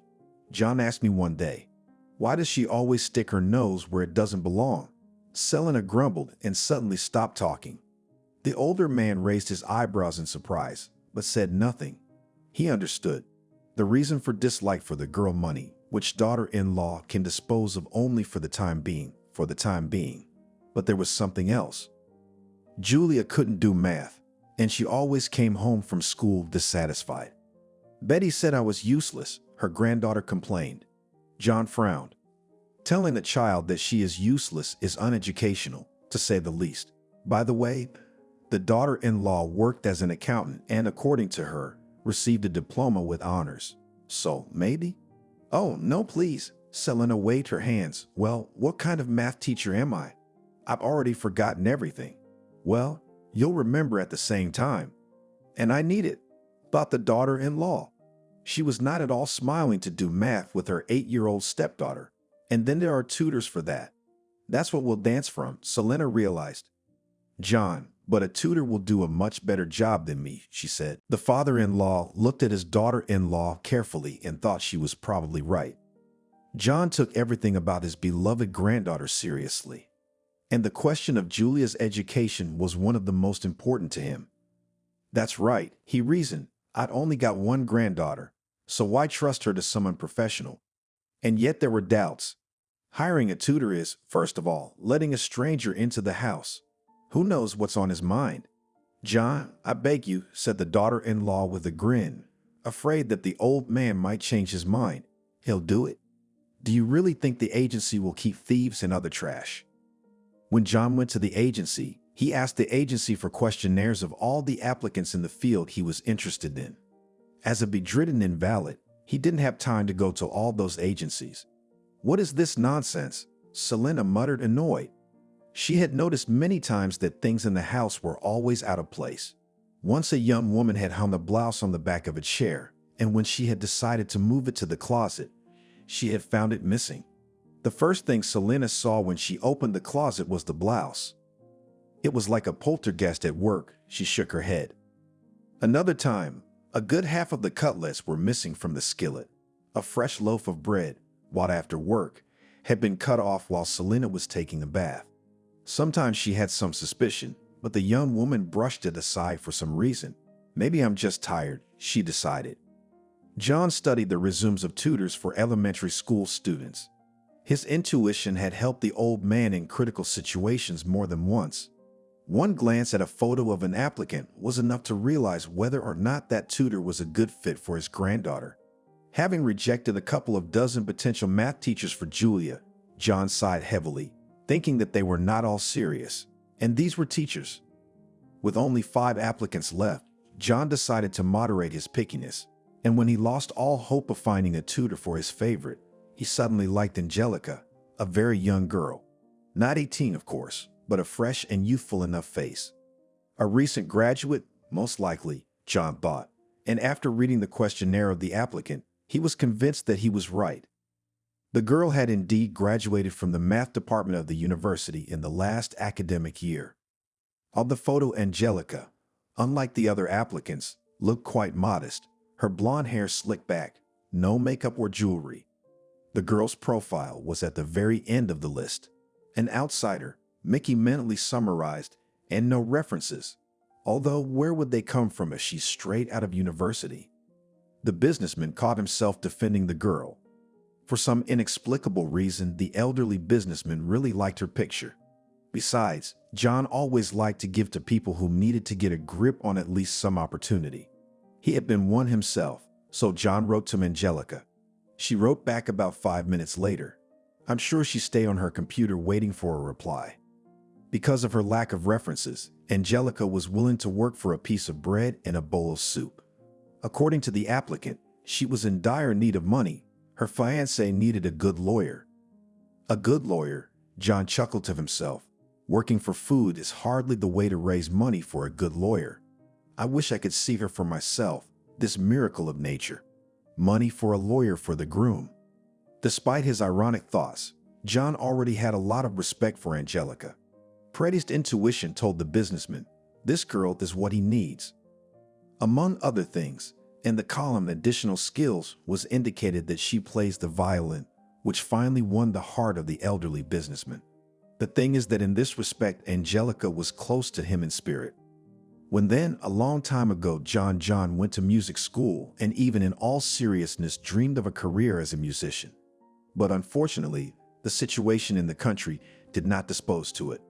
Another computer chirp, which meant a new message from an interested applicant, did not allow him to recollect.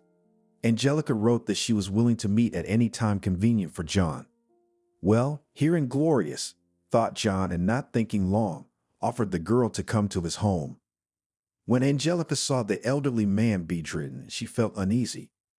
Don't worry, you won't have to carry the ducks for me, he winked, intercepting the girl's gaze. I didn't think anything of the sort, Angelica replied, embarrassed. John nodded and began the interview. Julia entered the room. After about 10 minutes, the girl whispered something in the old man's ear, and then he said, You are accepted. Really? Rejoiced Angelica, but you've asked almost nothing yet. Really, John assured her, and smiling he added, Consider that the chief warden has approved your candidacy. So from tomorrow, you can start work. Angelica faithfully performed tutoring duties in the house John and Julia in her soul did not like. She enjoyed every minute she spent with her teacher. This child definitely needs love, Angelica stated. Julia reached out to her like a flower to the sun, and the girl reciprocated. Grandfather, said Julia one day at dinner, I want Angelica to live with us. Can we? Selena snorted, but John inquired, Angelica, would you really move in with us? I don't even know, the tutor muttered embarrassedly. Is that convenient? I'll say more, John smiled. It would be more convenient for everyone. You wouldn't have to spend money on transportation. Meals are on the inviting party. Selena shook her head disapprovingly, but no one paid any attention to her. It wasn't enough for her to eat at the sick man's bedside, but the old fool wanted to put up another spomber. Whom am I to be fed by you? Angelica was finally embarrassed, as if she had overheard the thoughts of her employer's daughter-in-law. Well, you can contribute to the food supply, said John, remembering the girl's words that she was ready to work for food. Go for it. You won't regret it. But I have my own apartment. That's great, smiled the businessman. You can rent it out. I think, in your situation, additional income will not be superfluous. It's true, thought Angelica. How could I not have thought of it before? Thus, the question of the tutor living in John's house was resolved positively. One day, John called the tutor, as he put it, just for a chat. Since you're living in my house, it wouldn't be a bad idea to get to know each other, would it? Well, yes, Angelique smiled. Angelique, if I recall correctly, you play the violin? Yes, she nodded. Would you play something for me? Really? Exclaimed the girl. The last time I picked up an instrument was 2 years ago. Angelica, I assure you, it doesn't matter, assured the businessman. Your hands will remember everything. I also want Angelica to play the violin, said Julia, who had already managed to climb onto her grandfather's bed. Well, please. The tutor was reluctant, but she took the violin and began to play a tune. John suddenly felt hot. It was a very beautiful and sad melody. From the very first chords, it touched the heart, and the old man's heart shrank. And after a minute, John clearly realized that the melody was familiar to him. At first, the entrepreneur even thought he was having an auditory hallucination. No, it just can't be, John thought, realizing somewhere that it could be. The melody enveloped his whole being, and then smoothly picked up and transported him back to a time when John was still young and full of hope.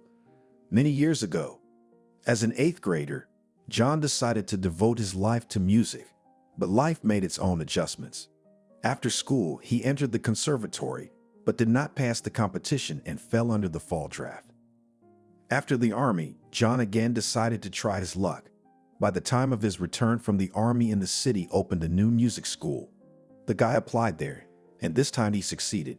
Moreover, John graduated from the school with honors, but decided not to stop there and applied to the conservatory. The diploma with honors did its job, and yesterday's graduate of the music school noticed. Teachers said that he had a real talent. John was not the only student endowed with talent. There was also Mallory, the girl he fell in love with. By the way, John honestly thought she was more talented than he was. Or did it seem that way to the young man because he was in love? At the evening of awarding diplomas, John confessed his love to Mallory, and the young people began to meet. They decided that they would get married in some wooden country church. All friends wondered when the wedding would take place, but the lovers were not destined to marry. Everyone John knew was sure he was going to be a star, but promotion cost a lot of money, which he didn't have. Perestroika struck, and the 90s came. There were many unsuccessful attempts to find a permanent job in his specialty, but all failed. John planned to talk seriously about marriage, but he felt guilty. What could he offer Mallory besides his love?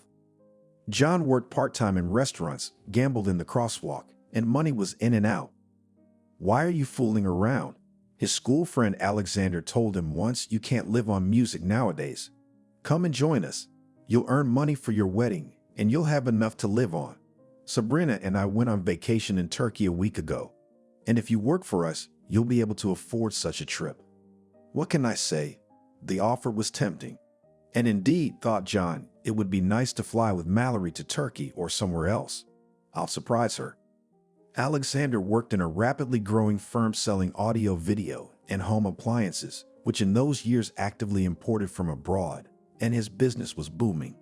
A school friend put in a good word for John, and the management never once regretted that they gave a chance to a graduate musician who was out of business. Truth be told, John didn't like the business that much, but it was the business that allowed John to survive in those difficult times. But as it turned out, Mallory thought otherwise.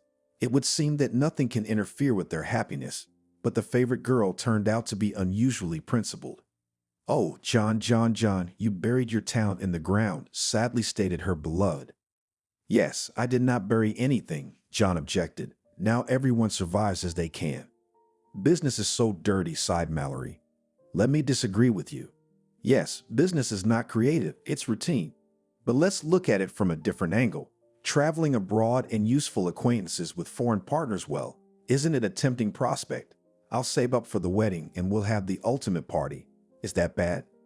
John, I don't care what our wedding will be, she said fervently. The main thing is that we'll be together. We'll devote our lives to art and travel all over the world. With what money? John grinned bitterly, and then you see who is now prosperous and can afford all the goods of the earth. Businessmen.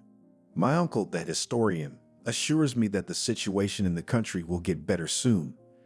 And not only businessmen will be able to afford trips abroad. We just have to be patient. Why should I be patient?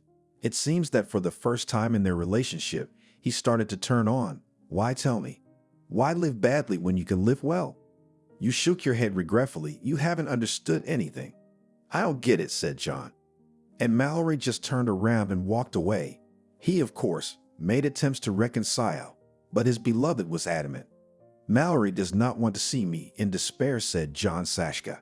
Young Green grinned. Friend, in your Mallory is still alive youthful maximalism, but it passes. Love is love, but man is an earthly creature, and he needs food and clothing. So my friend, I hope we have some more wedding salads. Alexander turned out to be a bad visionary. The salads didn't work out that way. At least not at John and Mallory's wedding, who was adamant. Then one day John decided, after all, I have my pride too. The couple eventually broke up. Eventually, as John got involved in the business, he realized that he was doing something not so boring. After working for the company for 3 years, John decided to start his own business. He succeeded. As for marriage, it happened much later. His wife Victoria was a very beautiful woman, but over time John realized that he and she could not become each other's kin. There was no warmth in the soul. On top of that, Victoria could not get pregnant for a long time. At the service of the wealthy couple were the most famous doctors in the United States, but the stars were clearly not on their side. Unfortunately, we are not gods, divorced Barry, one of the best capital gynecologists. And then John's wife decided to resort to unconventional medicine. What the hell?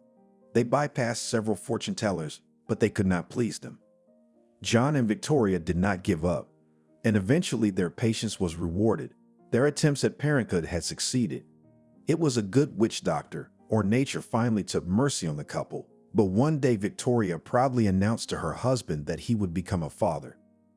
John was then already 39, his wife a year less. Despite the birth of a long-awaited son, a few years later the spouses of John divorced. John, being a generous and noble man, determined ex-spouse for life maintenance. But Mallory, he never saw him again. There were rumors that his Zasnova went to another city. Sometimes the elderly businessman thought that it was necessary to give in to Mallory, or better yet, find a compromise. Although what was there to say about it now? The melody awakened memories in the elderly man, long ago hidden in a far corner and locked on 7 locks, memories, and for good reason. After all, the author of the melody, which played Angelica, was the same girl from the past. He could not be mistaken. How does Angelique know that tune? Wondered John. Angelica is quite young, but Mallory must be in her 60s. What if she's my daughter? No, it doesn't add up. She's a recent university graduate, and Mallory and I broke up much earlier. John didn't even realize he was crying right away. Grandpa, why are you crying? Julia asked when the tune ended. Are you sick? No, John smiled through his tears. On the contrary, I feel very good. Angelica, please answer me one question. How do you know this tune? I learned it from a very good music teacher. I was referred to her by the orphanage. Mallory taught me the basics. By the way, she and I are still friends. Angelica smiled and added sadly, and also me and Vanya, her son, was engaged. That is, we were engaged, but... Mallory. Now John was sure. The mysterious music teacher could well be his first bride. However, there was no such thing as 100% certainty. How many women in the world have the name Mallory? After all, if his former fiancée taught music, it is quite logical that she could teach this tune to anyone. So the businessman decided to make the gentlest possible inquiries about her tutor. Yes, I remember, you said. John nodded and moved on to the subject at hand. She was a very nice woman indeed. Well, if you're engaged to her son. Very nice. Angelique nodded with a smile. It was a pity she was in serious trouble. Her son is in prison and her grandson has been sent to an orphanage. Mallory tried to defend him, but she was rejected because of his age. So your fiancé is in trouble with the law? Mickey asked sympathetically. No, Angelica sighed. It's not like that. Well, how? The businessman needed maximum information, so he clarified everything, down to the smallest detail. In the end, John learned that the daughter-in-law of supposedly his former lover turned out to be a cuckoo. She gave birth to a son, Archie, and left him for her husband, that is, Evan. The spouses divorced, and a year later Evan met Angelica. Young people dreamed of getting married, but something happened that they did not expect. Evan worked as a security guard at a meat processing plant, and one day saw something that was not meant for his eyes. 5 men, led by the plant manager, were loading pork and beef carcasses into a truck. Eventually, the robbery was pinned on Evan. Allegedly, he was the tipster and was directly involved in the theft. Evan's a tipster, the tutor grinned sadly, but he wouldn't have taken the wad of bills in front of him. Once he and I were walking along the promenade and found a purse full of large bills. So he literally asked every passerby if he had lost the wallet. The old man was shocked. Yes, he said thoughtfully, it would be funny if it were not so sad. Angelica, I have a strange request for you. Would you mind bringing this woman to me? John, said the girl timidly, with all my respect for you, I don't think it's very convenient at the moment. Mallory is hardly in the mood for visits at the moment. Well, really? I don't mean to be intrusive, but this is very important to me, John insisted. I understand. Angelica nodded with a slight smile, but maybe sometime later. I don't think there could be a better time. What's more, I think I can help her. Angelica, it's a matter of life and death. Well, if it's a matter of life and death, the girl could not resist a smile, this time wide and sincere. Angelica, either you tell me what's what or no visit, said Mallory. Who is he, this mysterious patron? Does he have a name? The tutor faltered. John had asked Angelica not to give his name. She respected the man and was determined to do as he asked. But on the other hand, Mallory really wasn't going anywhere. The woman was still as principled as she had been years ago. All right, the girl decided. He'd actually asked not to be named. So, yo? I understand, smiled the music teacher. Let it be our little female secret. So who is he? John. The name struck Mallory like a whip. No, more like a flash of lightning. Wow, I thought I'd forgotten about him, the older woman thought. Angelica, the older woman said in a squeezed voice. Well, I'll go and see your employer. Older, like me, a little better, but still the same eyes, thought John, looking at Mallory. And suddenly, in place of the staid old woman appeared a young graduate of a music school with burning eyes. Well, hello, Mallory. John greeted the one who really turned out to be his former fiancée. Good afternoon, John, she smiled. John thought the businessman fondly, just like back then. Angelica, realizing that these two were obviously not just good acquaintances, delicately left the room. Well, tell me, what do you live? What do you breathe? John smiled back. Me? Retired, but still teaching. Strangely enough, I still get students. What's so strange about that? I always knew you were talented. You are too, but... Mallory was awkwardly silent, but her former lover understood everything and continued with a smile. I remember, I buried my talent in the ground. God knows, Mallory not once scolded himself for his integrity, from which did not work out in the second marriage. She caught her husband with a mistress and couldn't forgive. John don't, shook her head. The old woman, do you think I've never regretted it? And now here we are. Oh God. Mallory suddenly cried bitterly. Mallory, what's wrong? John asked worriedly. Angelica told me that you have problems. Trouble. The woman sobbed. It's a disaster. But it's really not his fault. Evan is not capable of such a thing. Olga, tell me everything in order, John asked softly. Seriosa, I spell you, exclaimed Mallory. If you really have the ability, help him. After all, this is your son too. At first, John did not even immediately understand what his ex-fiancée told him. What son? And when he realized the meaning of what was said, the older man looked at Mallory in amazement. He is my son. John slowly said, that is, when we broke up with you. The elderly musician found it difficult to speak, and she only nodded frequently. Yes, John, repented Mallory, I was expecting a child from you, but I found out about it later, and you kept silent all that time. Yes, she said through her tears, I'm sorry.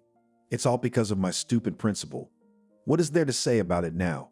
John said bitterly, tears welling up in his eyes. I'll definitely help Ivan.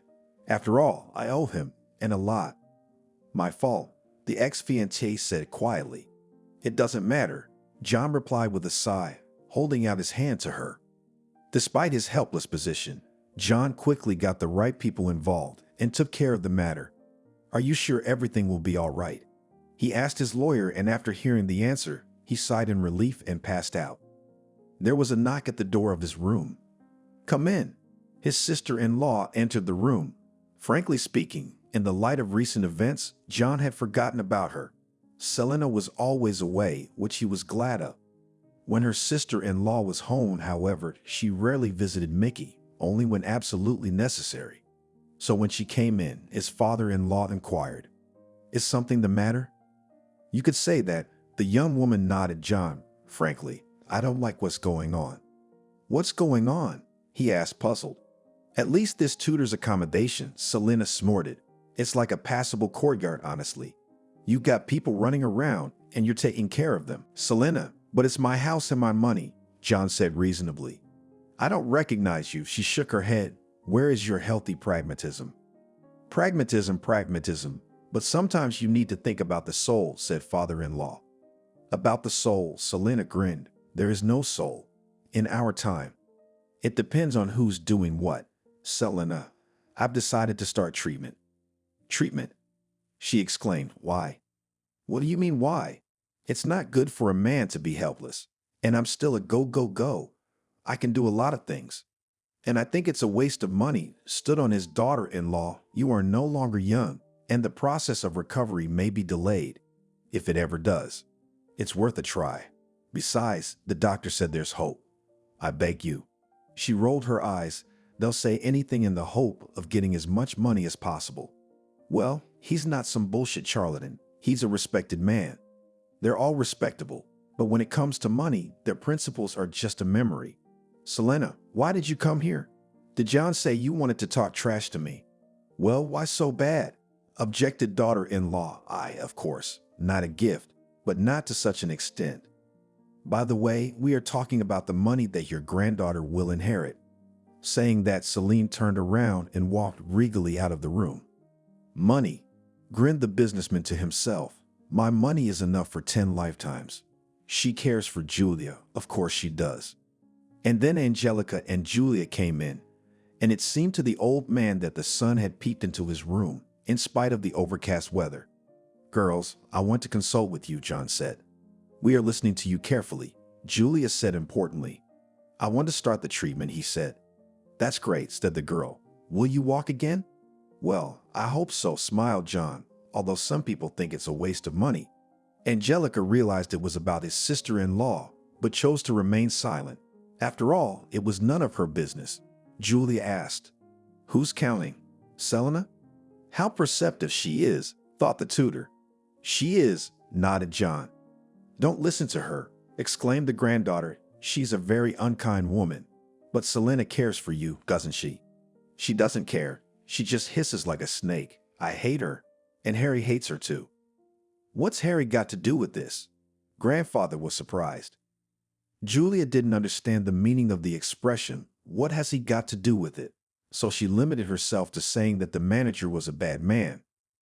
We'll find out who is bad and who is good, muttered John and added louder. Angelica, how are Mallory and her son? Everything is fine, smiled the girl. Evan took Nikitka from the orphanage, got a new job and proposed to me. Well, congratulations. Thank you, John. Thank you for everything. We really appreciate it. You're leaving us now? Julia was sad. And who will teach you math? Angelica winked at her student. Also true, as an adult, replied the girl. Angelica came to John's house earlier than Julia returned from school and decided to wait on the cozy terrace lined with flowers. The tutor sat down at a table under the awning. And then her attention was attracted by voices that appeared to be coming from the pantry. Can you imagine? The old marasmatic has decided to start treatment. The girl heard Selena's tragic voice. Well, he's not that old, and especially not a marasmatic. But you're a clever girl, answered a man's voice, which, as far as Angelica knew, belonged to the manager John. When she had first seen him, he had seemed a slippery fellow. I hope you'll be able to talk him out of the treatment, the manager said after a brief pause. The tutor crept to the storeroom and, holding her breath, carefully pulled the smartphone out of her purse and pressed the recorder button. You know, we need the old man helpless, the manager continued, so you'll do your best. Besides, he's bound to find out that we've caused your husband's accident. Angelica covered her mouth with her hand in horror. Hush, Selena hissed, and she remembered how Julia had compared her to a snake with ears. I'm motivating you, Harry grinned. What a motivator, giggled John's sister-in-law, after which the tutor heard the sounds of kissing, intermittent breathing, and passionate whispering. Angelica had no desire to eavesdrop on their antics, and the girl hurried over to Mickey. What is it then? Thought the tutor. This Selena pretending to be a decent stepmother, representing her stepdaughter's interests, while she herself is robbing Mickey without remorse and spending his money with her lover. And that manager is good too. Angelica knew that her son John had been killed in a car accident, and apparently she was the one in question. It suddenly occurred to the girl what the lovers had set up the accident for. most likely for the purpose of further eliminating John Sr. as well. Oh, mama, horrified the tutor. So it was they who set up the accident, and John and Juliet could be in danger too. At the thought of a student who had already suffered enough, Angelica felt completely creeped out. No, I just have to tell John everything. It's a good thing I made a tape, she thought. Angelica, is something wrong? John asked the tutor. Your face is gone. I have, she sighed, but not me, you. I don't understand. Angelica took out her phone and turned on the tape recorder. John listened to the conversation and, to the girl's amazement, laughed out loud. Well, that was to be expected, he said, wiping away tears. Selinka. Well, I never liked her, but we'll see who's who. Me too, thought Angelica. She remembered what Julia had said about the manager, and for the umpteenth time marveled at her childish intuition. After all, it is not for nothing they say that the mouth of a child speaks the truth. You are not afraid? Asked the girl. After all, you. She was embarrassed, and John asked with a smile. You mean an invalid? I'm not offended. Besides, the old man was meaningfully silent and got up from the bed. So you? From shock, Angelica could not utter another word. Yes, Angelica. John spread his hands. I'm not paralyzed. That is, I was, but the body, as predicted by the doctors, recovered on its own, without any surgery. I deliberately played this play to put the vigilance of my enemies to sleep. It's clear that my son was deliberately eliminated, but I didn't know who did it. There were several suspects. I eliminated one by one, leaving Selena and Harry. By the way, why don't you get them for me? Both of them. John's sister-in-law and the manager opened their mouths at the sight of John on his feet. Surprised? Now get out, both of you. I suppose you can guess why. I don't know what you mean, Celine said firmly. You don't? You don't? I don't advise you to deny it. There's a tape recording. A tape of what? Her sister-in-law exclaimed indignantly. Angelica, please turn on the tape. John asked the tutor, and seeing that Angelica hesitated, added, Don't be afraid, you won't be in any danger. They can't help but realize that if something happens to you, it'll be clear whose handiwork it is. Angelica turned on the tape, and Selena, hearing her own voice, gave the tutor a hateful look. Did you think I'd let you rob my own granddaughter and stain my son's memory? John asked icily, noticing the look on his daughter-in-law's face. Selena preferred to keep silent, and the former father-in-law looked at her squeamishly and said stiffly, Anyway, dear bride, you have 10 minutes to pack. You are allowed to stay in the house, and you shit right under my nose. I won't tolerate such ingratitude, I'm sorry. Well, you, dear Harry, are fired. I'm sure you'll never see a place like this again. Leave this house immediately and forget about it. I'll see you in court. Having got rid of his enemies, John breathed a sigh of relief and asked Angelica, Do not you find that with their departure it even breathes easier? The girl smiled. She was in complete agreement with her employer. As Selena was leaving the house, rolling out a crocodile-skin suitcase, the driver brought Julia home. Realizing what was going on, the overjoyed girl flew into the house, not even realizing that another pleasant surprise was waiting for her. Grandpa, did you kick Selena out? She exclaimed happily, and when she saw John sitting on his bed, she opened her mouth in surprise. I did, sweetie, he nodded. Grandfather, can you walk? Why didn't you say anything? It was necessary, John answered, and holding his granddaughter close to him, repeated, It was necessary. Cool, smiled Julia. And now you'll take me to the park again. I will. And in fact, now we'll live better than ever. By the way, Julia's vacation is soon, and we can go to the sea. How about it? The girl laughed with relief and answered, I'm all for it. Will Angelica come with us? Absolutely. And we'll take Evan and Archie with us. We're a family now. Yay, Julia screamed. The girl had already had time to get acquainted with Nikita and adored the boy. What is there? She sincerely considered him her little brother. It would seem that all the vicissitudes remained far behind. Selena and Harry received 10 years in prison each, and thus, good has triumphed over evil. But it seems a quiet old age is not about John. A few days later, he received a phone call from a woman he didn't know. Hello, John, she greeted the businessman and introduced herself. My name is Maria. I represent the interests of your ex-wife, Victoria. Hearing the ex-wife's name, John was taken aback. What does this one want? The answer to the unspoken question was not long in coming. The thing is that your Victoria is seriously ill, and she has not long to live, explained the attorney of the ex-wife of the businessman. She wants to see you. To be honest, John didn't really want to see his ex-wife, but the last will of a dying man is a holy thing. And then, apparently, it's really important. The ex-wives hadn't seen each other in over 20 years, and John was amazed at the change in Victoria. At the divorce proceedings, he had been confronted by a stately brunette with smooth, slightly swarthy skin, radiant brown eyes, and attractive lips. Now John could not believe that this gaunt older woman, who looked at him with completely colorless eyes, was his first wife. Well, hello, John, Victoria wheezed and coughed harshly. Hello, John replied discreetly. You wanted to see me? I've never seen you before, the ex-wife snorted, and John thought that their desires, or rather, their reluctance, coincided. He recognized her now, albeit vaguely. But I want to repent to you. Really? Yes, imagine that. I didn't expect it of myself. But they say it makes it easier to go to the afterlife. Have a seat. John sat down on the chair next to the bed of the dying ex-wife and prepared to listen. There wasn't much to tell. Victoria shrugged her thin shoulders. Well, John, the late Jacob wasn't your son. What do you mean? Mickey was stunned. After a string of failed attempts to conceive, the ex-wife sighed. A doctor I knew told me it was probably a matter of incompatibility and advised me to have a lover. So I took her advice. And eventually I did get pregnant. With a lover. Oh God, John exclaimed, wrapping his arms around his head. He'd been so proud of Jacob for looking like him, the idiot.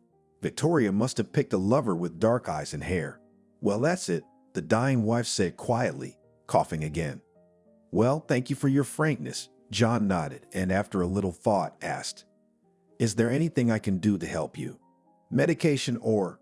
I don't need anything, Victoria shook her head, because you've already kept me like a queen. There's enough for the funeral. Now go with God. You've repented. Now you won't be afraid to die. Thank you for listening. John left his ex-wife's house depressed. You never know what to expect from a bitchy woman. Depends on the kind of woman, though. Selena, for instance, had it written all over her face. Or Angelica. The only difference is what it said.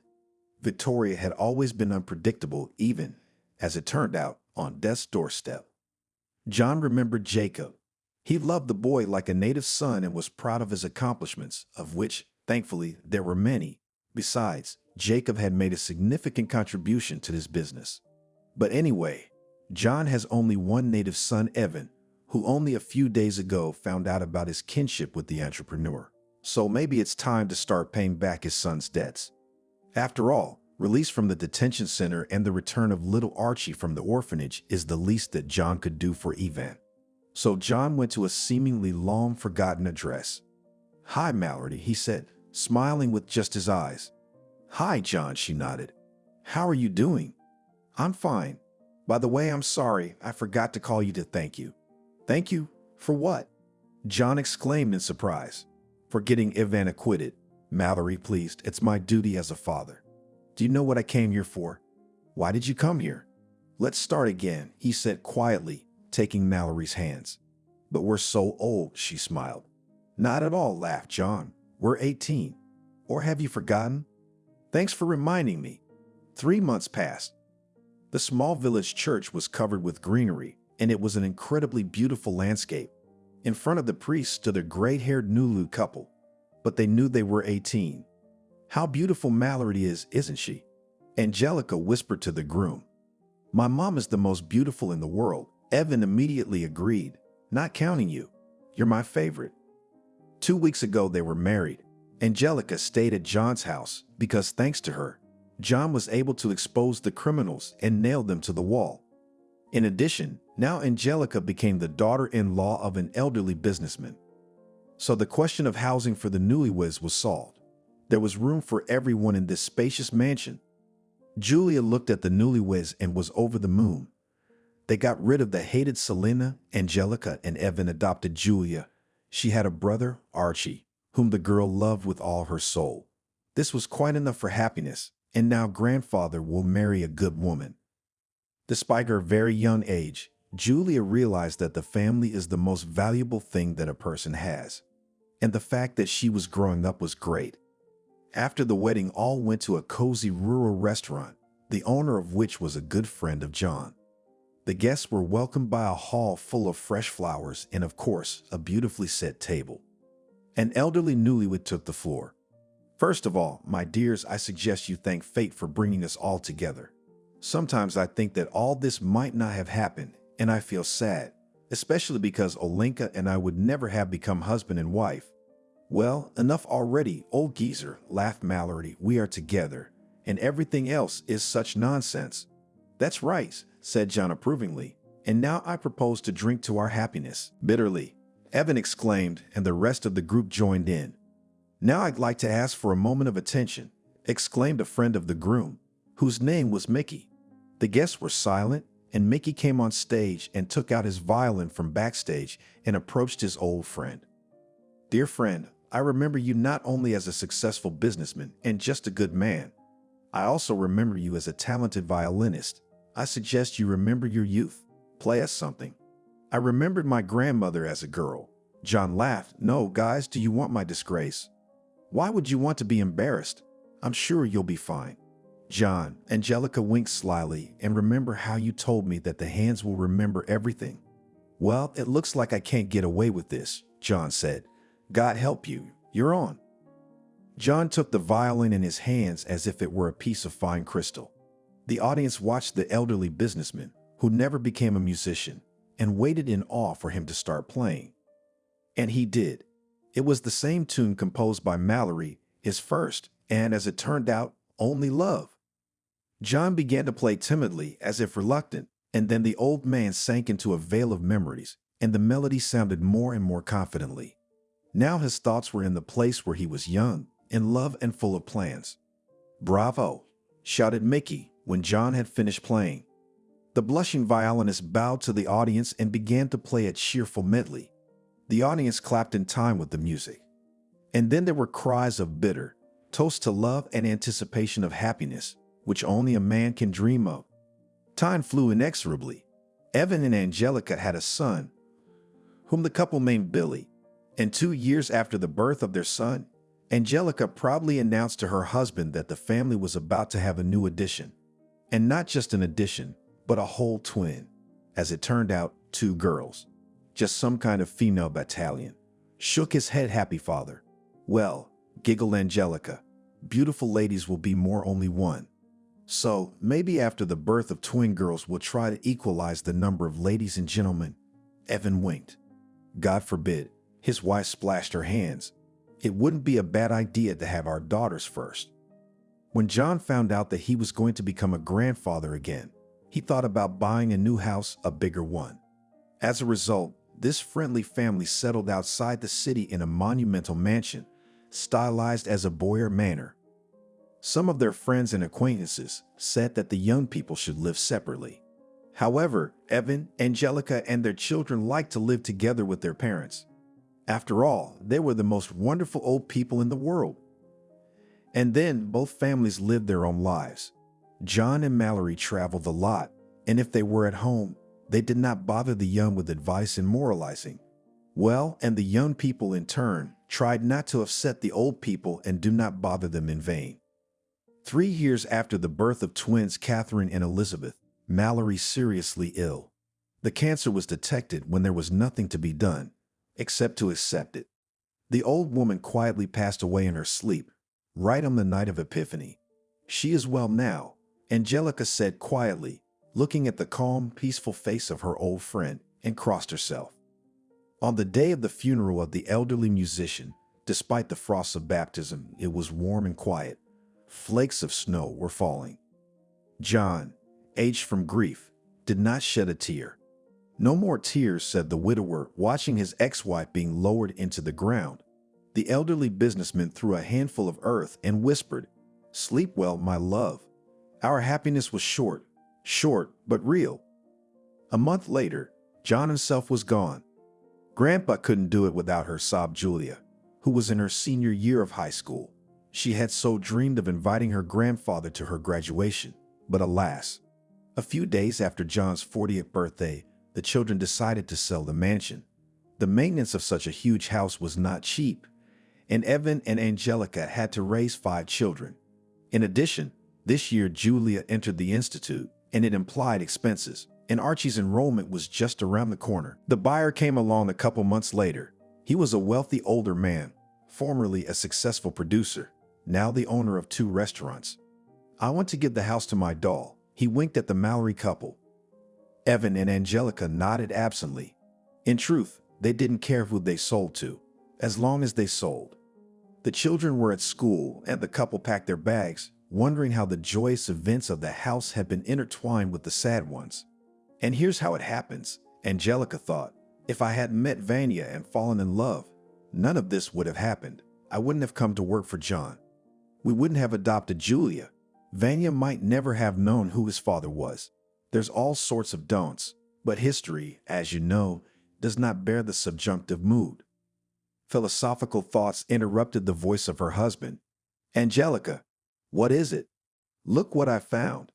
Evan stood by the closet, which he was preparing to dismantle, and pointed to a door in the wall. "A secret door." Angelica spluttered. "Exactly. It's crazy." The husband shook his head in surprise. "How long have lived here and did not even know about the existence of this door?" "Yes, I wonder what's in there. Let's go in and see for ourselves." Evan and Angelica entered the secret door. The room behind the secret door was dark, so they didn't immediately see what made them numb with terror. Goosebumps ran down each of the couple's backs. There were 3 human skulls on the shelf, and the room looked terribly dark. "Do you think they are real?" Angelique asked, trembling with fear, pointing at the skulls. "I have no idea," Evan said. "Hold on. I'm going to get a flashlight." "I'll go with you," said the wife hastily. "You coward. You'll chicken out." Angelica shivered. Julia, who had come back from school, entered the room. "What is this?" The girl exclaimed in surprise when she saw the secret door open. "And this, daughter, is a secret door," Evan answered. "Wow. What's behind the secret door?" Julia asked, looking through it, and immediately recoiled. "Oh, it's so dark." "Well, what's a flashlight for?" grinned her father.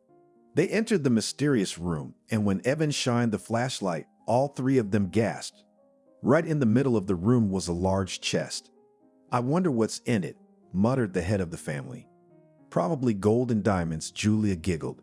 "Yeah, keep your pocket wide open," said Angelica.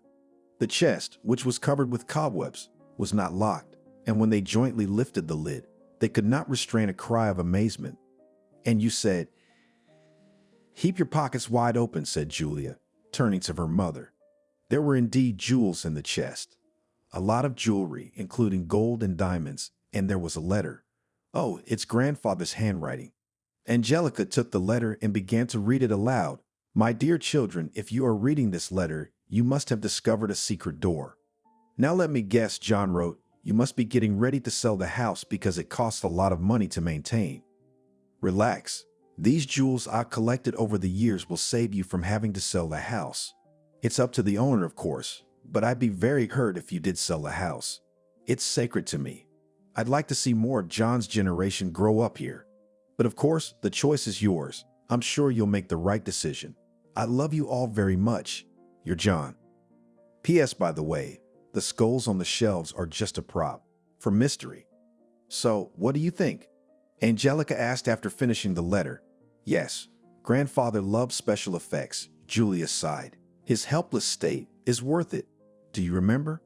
"How could I not remember?" grinned her mother. "I saw Mickey get out of bed and thought I was hallucinating, and now he surprised us even after his death. So what are we going to do with the house?" Evan spoke up. "The answer is obvious." Angelica smiled. "I'd be ashamed to sell it anyway, and it's not even about the jewelry." "Perhaps," agreed her husband. The doorbell rang. The restaurateur's producer and a young, glamorous woman who seemed vaguely familiar to Angelique appeared in the video eye. When the couple entered, she was surprised to recognize Selena, Mickey's former sister-in-law. "So this is your house?" Selena was surprised.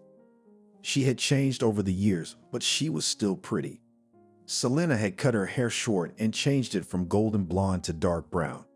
She had also lost some weight, and if it weren't for the haughty expression on her face, Selena could be called a real beauty. In fact, she was, except that they were used to appreciating the beauty of the soul above all else. Judging by the unkind expression on Julia's face, the girl recognized her former stepmother as well. "I'm sorry," Angelica said, embarrassed, "but the house is not for sale." "What kindergarten?" exclaimed the man, "then sold, then not sold. I was on my way from the city, by the way." "Yes, I understand," she nodded, "and we are ready to compensate you for the cost of travel." "What does money have to do with it?" The buyer grumbled with annoyance. "I really like the house, the aura is good, and look, maybe you're not satisfied with the price. I'm willing to pay more. I assure you it's not about the price," Angelique assured me. "Is it about me?" Selena gritted her teeth. "No, it's nothing personal," the former tutor shrugged. "It's just that something came up, and we changed our minds about selling the house." "I don't understand. Do you two know each other?" The man was confused. "We do," Angelica nodded, "but it has nothing to do with selling the house. As I said, it's nothing personal." The buyer, realizing there would be no deal, sighed disappointedly and said, "Well, too bad. Come on, Selena. We'll look for something else for you." Selena just shrugged her shoulders and the buyers left the mansion. As soon as the door closed behind them, all three of them laughed. "I still can't forget Selena's face," Julia laughed. "It was a sight to behold," Angelica agreed. "And Selena doesn't lose her way," she said ironically. "She's got herself a new rich guy. I even feel sorry for him. She's going to make him have an accident." Tears welled up in Julia's eyes. Of course, Evan loved her as his daughter, but no one could replace her father. When the girl remembered Selena, hatred embraced her with terrible force. Selena John was furious. It was such a great house, and this tutor confused all the cards. Besides, Selena had old scores to settle with Angelica. A fortune like that slipped through the cracks. And the years in prison, and all because of that hussy. And she and he had a good thing going. Who'd have thought that damn tutor was standing there, listening to their conversation and recording it on a tape recorder? Is she trying to get a rise out of you? Well, he do last laughs. I wonder what made them change their mind about selling the house. Harvey, the restaurateur, said thoughtfully. "Well, I don't know," shrugged Selena. "I wonder," she thought, "what did she and her hubby use to buy such a huge house? Or did old John dole it out? He'll do it." Selena already knew that her former father-in-law was in the kingdom of heaven, but she didn't know that the tutor's husband was John's own son. "I don't think it's that simple." Harvey shook his head. "It just can't be. When a man decides to sell his house, he needs money, or he's serious about moving. And then they change their mind overnight. No warning. Something's not right. We should do some research on this house." The young woman decided Harvey was probably right. Who knows, it might help Selena get even with Angelica. The restaurateur went home, and his beloved took out of the bar a bottle of his favorite cream liqueur, made himself comfortable on the couch, and plunged into the memories. Already in the 10th grade, Selena Kolevanova knew that appearance was her main trump card. She knew another thing. This trump card could help Selena to change her life for the better. After all, it was then that she, a girl from a poor family, fell in love with the son of a successful businessman, Jacob John. The guy offered her to date, and Selena immediately agreed. She imagined that she would live in a luxurious mansion and, of course, would not work. However, at the end of school, a rich dad sent Jacob to study abroad, and all dreams of a beautiful life collapsed overnight. "Relax," Selena said to herself mentally. "I'm a beautiful girl, and Jacob is not the end of the story." She had a new plan, which, by the way, seemed much more interesting. Of course, it would take more than a year to realize the plan, but for sure. Selena's plan was as follows. To begin with, the girl decided to enroll in technical school and learn the profession of accountant. Actually, with her ability to do math, she could go to university. But the higher institution was not suitable for Selena for one simple reason, because it was necessary to study there for 5 years, while the term of study in her chosen technical school was only 2 years. Waiting for a beautiful life for 5 years? No way, no way. After technical school, she will work a little in some firm, find a wealthy beau, and marry him legally. And then Selena will live a life of pure pleasure. My plan will work, thought the girl with delight when she learned that she was enrolled in technical school. What else will happen? Selena studied well and was confidently going for a red diploma. You'll make a great accountant, said Emma, the accounting teacher, approvingly. Hopefully not for long, Selena thought. Work?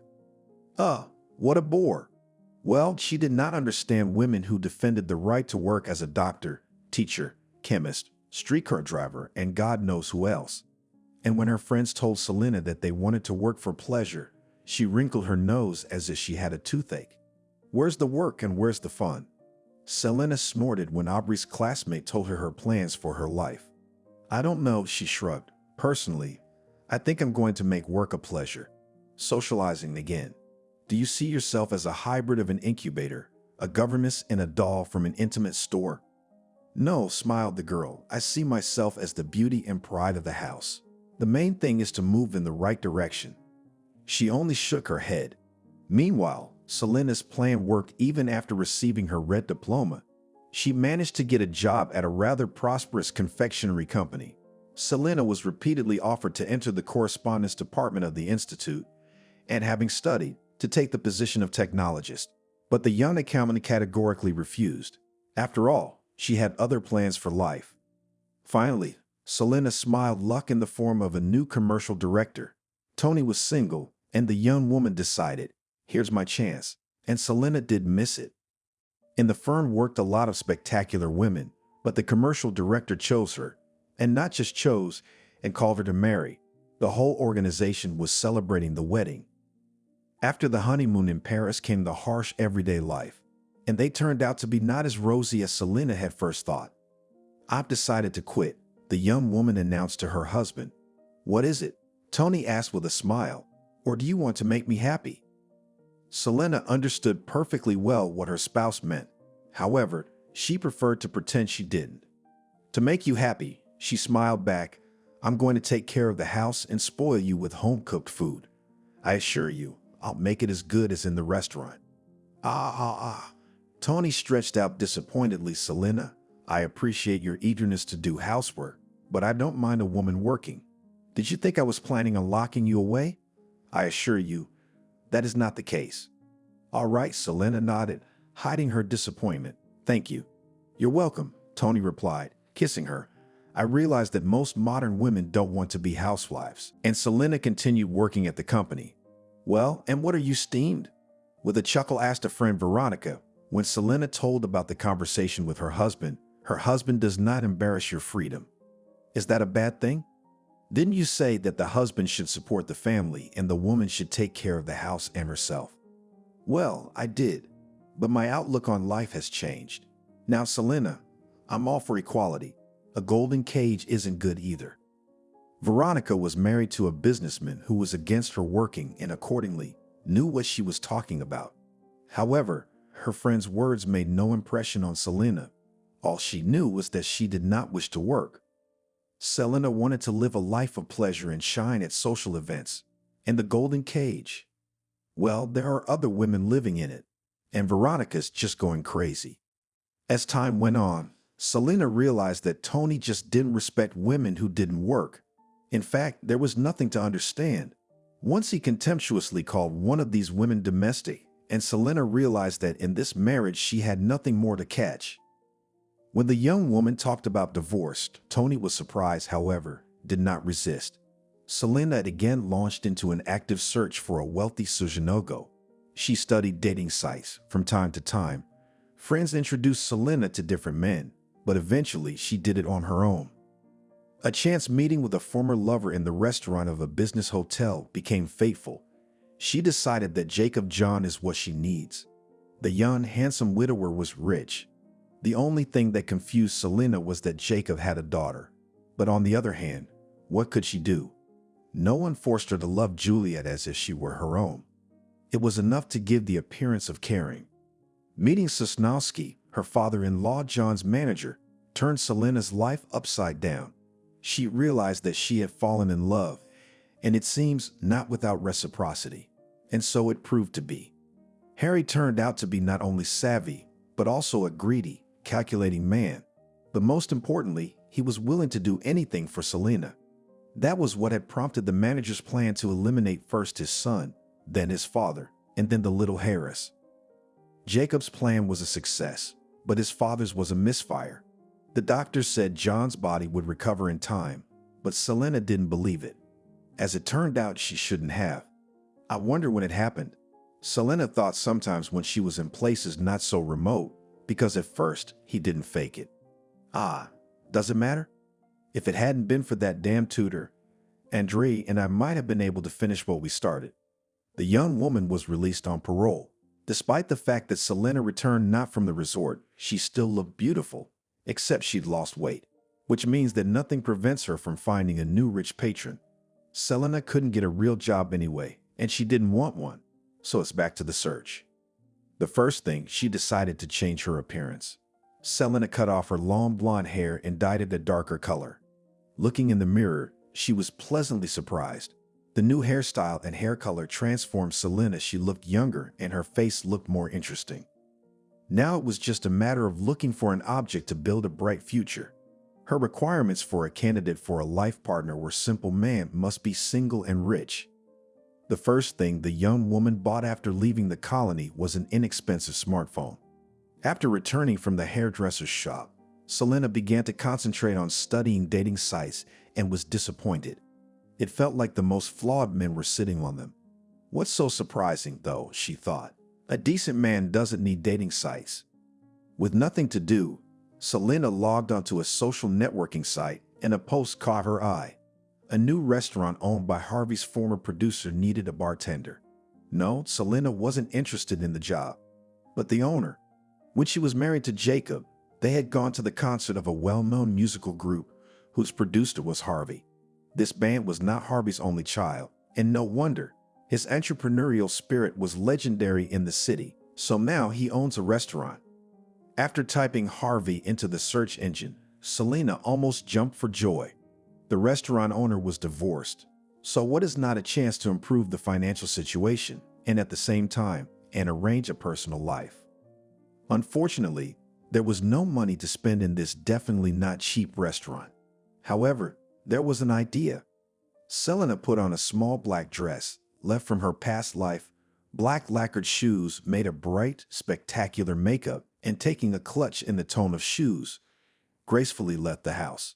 She could not afford a cab, and the young woman went, as she hoped, to meet the life from which she did not want to get rid of. "What shall we order?"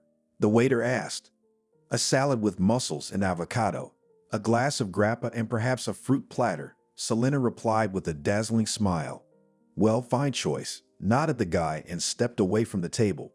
"That's for sure." The young woman grinned to herself, not referring to dinner at all. It was just under an hour before the restaurant closed, and Selena couldn't help but notice the slanted glances of the bartender and waiter in her direction. A couple minutes later, the latter came to her table and asked, "Will you order something else?" "You see, there's a situation." Selena hesitated. "What's the matter?" The waiter was wary, guessing what it was. "The thing is that I forgot the money," she answered, embarrassed. "I would like to solve this issue directly with Harvey.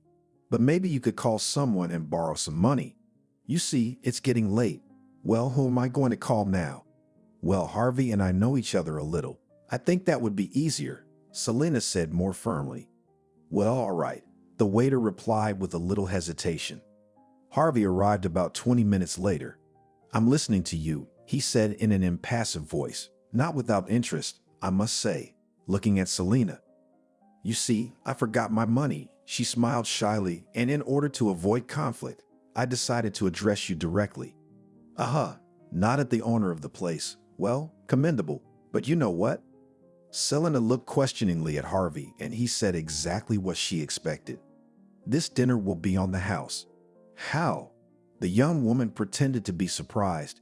"And for what merits?" "And consider it a component," said Harvey, and winking added, "personally for me." That day Harvey drove her home. They exchanged phone numbers and started dating. Harvey turned out to be a generous and gallant chancellor. Too bad he didn't ask her to marry him, but he once complained about Selena's living conditions and promised to buy her an apartment. Or should it be a house? Harvey asked with a smile. A house is great. Selena nodded approvingly, remembering John's mansion. Well, that's a deal. The house the beau had chosen was much cooler than John's mansion. Selena, seeing his photo, was even confused. What am I going to do alone in such a huge house? I think you and I will find something to do, Harvey said meaningfully, and the next day they went to make a deal. When Selena saw the lady of the house, she was surprised.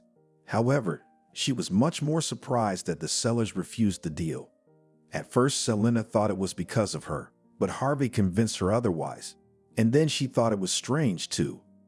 After a couple of shots of delicious liquor, the young woman felt sleepy. Selena gladly laid down on the cool silk sheets and instantly fell asleep. The next morning, she received a call from Harvey. "Kitten, what have I found out?" he exclaimed. "Yes," trying to make her voice sound indifferent, Selena said, "And what did you find out?" "According to rumors, there might be a treasure hidden in this house." "What nonsense?" snorted the young woman. "Maybe it's nonsense, maybe it's not. The thing is, there were legends about this house. Rumors, perhaps. Either way, it should all be checked out." Celine sighed. Truth be told, it didn't sound very plausible. But what the hell was the point? There's no smoke without fire. "Evan, I have a feeling someone's been in the house," Angelica told her husband. "Why would that be?" Evan asked. "When I left for work yesterday, I closed the window. When I came home this evening, the window was open. But maybe you hadn't closed the window after all," he suggested. "Evan, do I look like an old sclerotic?" "Well, why would you look like an old sclerotic? Maybe you meant to close the window. But in your haste, you forgot, and you thought you closed it." "Maybe so," Angelica said, but there was no hint of confidence in her voice. She remembered perfectly well that she had closed the window.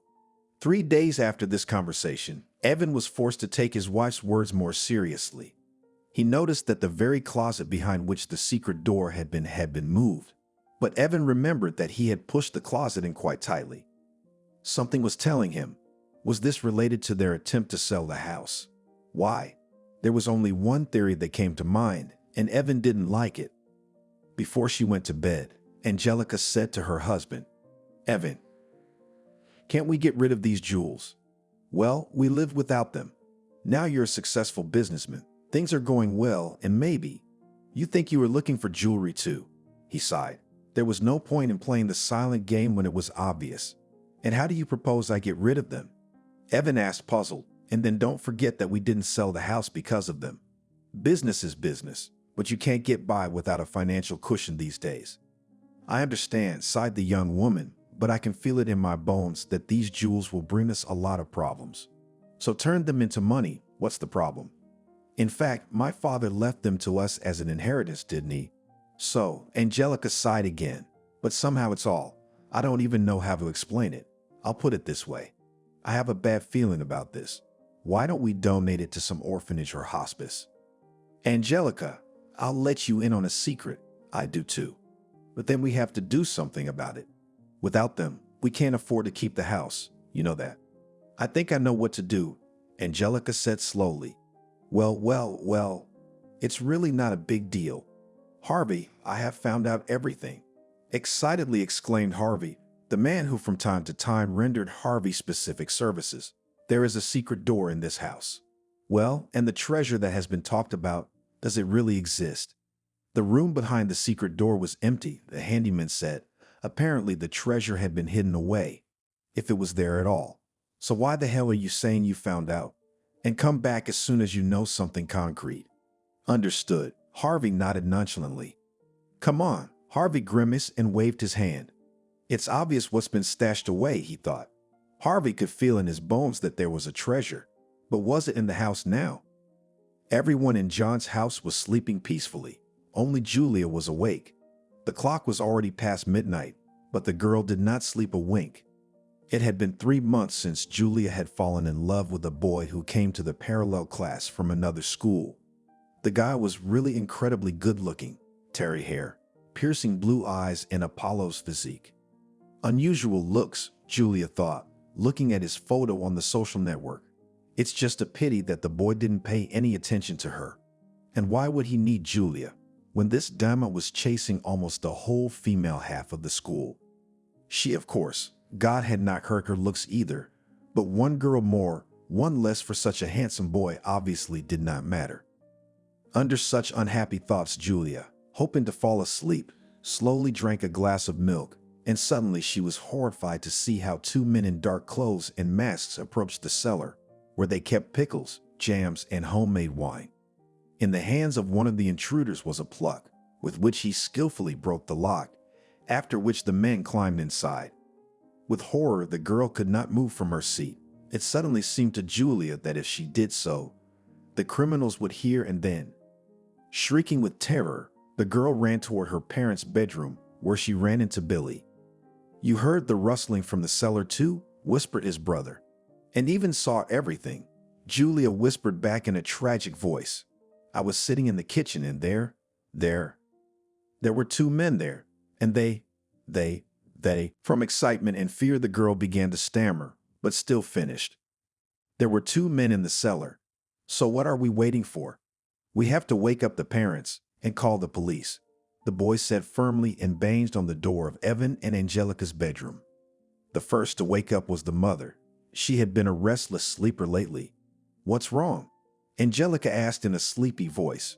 There's someone in the cellar," the son whispered excitedly. Julia called the police. "Already?"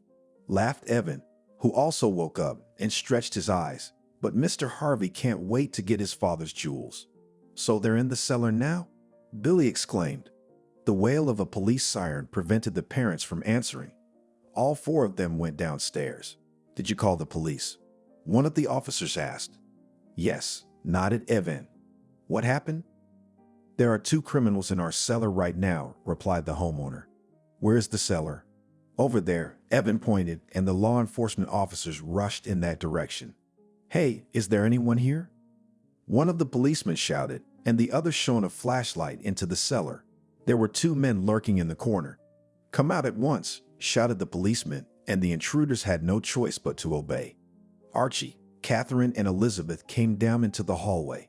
"Why can't you sleep?" Angelica asked, more for the sake of order. "You can't sleep," Archie muttered. "What's the matter?" "I think it's obvious," Evan grinned. "People came for the jewelry." "So they're in the cellar?" "Patience, boys," replied the father in a mysterious tone, and at that moment one of the policemen entered the house and invited the couple to come with them. "So, who sent you?" asked the investigator Anthony, but the criminals were silent as fish. "Who is the customer?" I asked. The thieves continued to remain silent. "Do you have any idea who it could be?" The investigator turned to the couple. "Actually, I do," Evan nodded. "It's probably Harvey, the owner of the restaurants." "Are you sure?" "Yes. We recently planned to sell the mansion, and he was the only potential buyer. Of course, theoretically, it could be anyone, but I don't believe in such coincidences." So Anthony asked, turning to the night spies again, "Is it really Harvey? You realize it's going to come out." "I told you not to sign up for this," muttered one of the criminals, and Angelica only then noticed that the boys were still young, not much older than Julia. "I wonder what made them do it," she thought. "So it was really Harvey?" The investigator repeated his question. "Yes," admitted the second intruder. The couple arrived home in the morning. The kids were awake. They were hungry for details.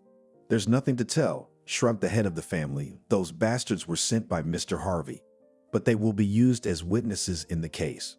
"Why?" Julia asked. "They're just young kids," Evan said. "What did they have to do with anything? They weren't even Harvey's people. They were just kids. Kids from dysfunctional families who wanted to make what they thought was easy money. How would they know there was fake jewelry in the cellar?" "Fake?" the children exclaimed in unison. "Exactly," smiled Angelica. "When it became clear to the Mallorys that someone was looking for the secret door and obviously the jewelry, they decided to take emergency measures. Angelica took cheap costume jewelry imitating diamonds, pearls, and other precious stones, and the couple substituted the originals for glass. "Well, and the real jewelry is in a safe deposit box at the train station." She finished her story with a smile. "It was all our mom's idea," Evan said. putting his arm around his wife, her idea. Mom is our head, Elizabeth yawned. Well, ahead, said Angelica modestly. Let's go to bed. It's 6 o'clock in the morning. Thank God, tomorrow is Sunday. Harvey, asked the policeman, a representative man in a luxurious satin robe, who had just brewed a good portion of coffee. Yes, that's me, nodded the restaurateur. What can I do for you? You are under arrest on a charge of organizing a crime, replied the policeman nonchalantly. What nonsense, exclaimed Harvey. I am a respected man in the city, a businessman, not some thief in the law. One doesn't prevent the other, said the second policeman nonchalantly, and added, Harvey, you'll have to come with us. You have 10 minutes to pack. I want a lawyer. One phone call was not canceled, the police officer noted. After hearing about the arrest of a high-profile suitor, Selena was ready to throw down. It's that damn tutor again. How long would that thing stay in her way? Selena knew it was pointless to retaliate. She would only hurt herself. The young woman was not involved in this case, so it was better not to wait the storm while it was still quiet. It's better to look for a new wealthy man. She's not getting any younger. You should go to work, said Veronica. Well, you're a smart woman. Aren't you tired of waiting for the weather? Who needs me with a criminal record? Selena sighed. I'm certainly not going to get a job in my specialty. They were sitting in a summer cafe on the seafront, and Selena noticed that her friend was looking around, probably afraid that some of her husband's men will catch her with an ex-con. She thought with a wry chuckle, and she wasn't far from the truth. It's unlikely that you'll get a job in your specialty, Veronica nodded, but you could get a job in a bar or a kitchen worker. Selena interrupted irritably. Thank you for your good advice, or I wouldn't have guessed without you. Well, suit yourself. I'm sorry, but I have to go. Her friend resolutely got up from the table and walked away. Selena knew they would never see each other again. What if I go abroad? A thought struck her, by the way. I have some money, enough for the first time. And here, it seems, I have nothing to catch. Did you not know that this house has long been rumored to have a treasure in it? Incredulously asked the investigator during the pre-trial conversation. Even I had heard about it. No, Evan replied. All we know is that my father bought jewelry and, as it turned out, put it in a chest. Not all of the jewelry was purchased by your father, Anthony said. A few pieces were lying there much earlier. The house had originally belonged to a rich merchant, then to some other people, and when they died, it had been empty for several years. Tell me, please, do we have to pay something for finding these ornaments? Angelica inquired. A tax for some percentage. By law, you have to pay for something that didn't belong to you, Anthony explained. But as I explained, it's only a few pieces, and a special investigation will reveal which ones. So you won't lose too much. That's not the point, Mallory said with a sigh. We just wanted to keep things fair. You know, we're even planning to donate some of the money from the jewelry sale to the orphanage. Well, it's the right thing to do, said the investigator approvingly. You'll do a really good deed. And I, for my part, will try to make sure that you pay the minimum. The producer-restaurateur got 5 years in prison. They were glad that justice had been served, but that's all. There was no gloating at all, except that there was anger at the thought of a grown-up, respectable man using young, stupid boys to do his evil deeds. It's because of such Harvey and his kind that young people stumble, Evan sadly stated. He remembered how many years ago he had been framed and wondered how many unjustly convicted people there were. As the couple walked out of the courthouse, Evan suddenly asked, Angelica, do you remember your father and mother's wedding? Of course I remember, she replied with a smile. But why do you ask? Because I want to suggest that you do the same. Let's get married. This is a very serious step, Angelica said slowly, looking at her husband intently. Evan exclaimed, I think we have proved to each other and to everyone who knows us that we are not serious. So what about the wedding? Are you in? Yes, whispered the woman, and tears of happiness glistened in her beautiful and so dear eyes. The small, recently renovated village church was still covered with greenery. But the landscape became even more luxurious, because now, after many years, it was ennobled by landscape design. In front of the bishop stood a couple of mature age, but in their hearts each of them was no more than 18. True love knows no age. Behind the married servants of God, Evan and Angelica, stood their 5 children and their family friend Harvey Mickey. In spite of his advanced age, he still ran the village restaurant, and he did it well. Well, now, Harvey Petrovich sat at the end of the wedding, and everyone accepted his invitation with pleasure. And again the hall, fragrant with fresh flowers, shouts of Gorko, and wishes of love and happiness. And then Angelica played on the violin the very melody, with which, in fact, and began the history of this large and united family. Somewhere out there on the earth, Selena was wandering in search of another rich man, and restaurateur Harvey was serving his sentence. And here, in a cozy hall, people enjoyed the atmosphere of happiness and peace. And John and Mallory looked down on them from heaven and were genuinely happy. Now the late entrepreneur John could be at peace. The mansion with the secret would never be sold, and its walls would be voiced by more than one more child's voice.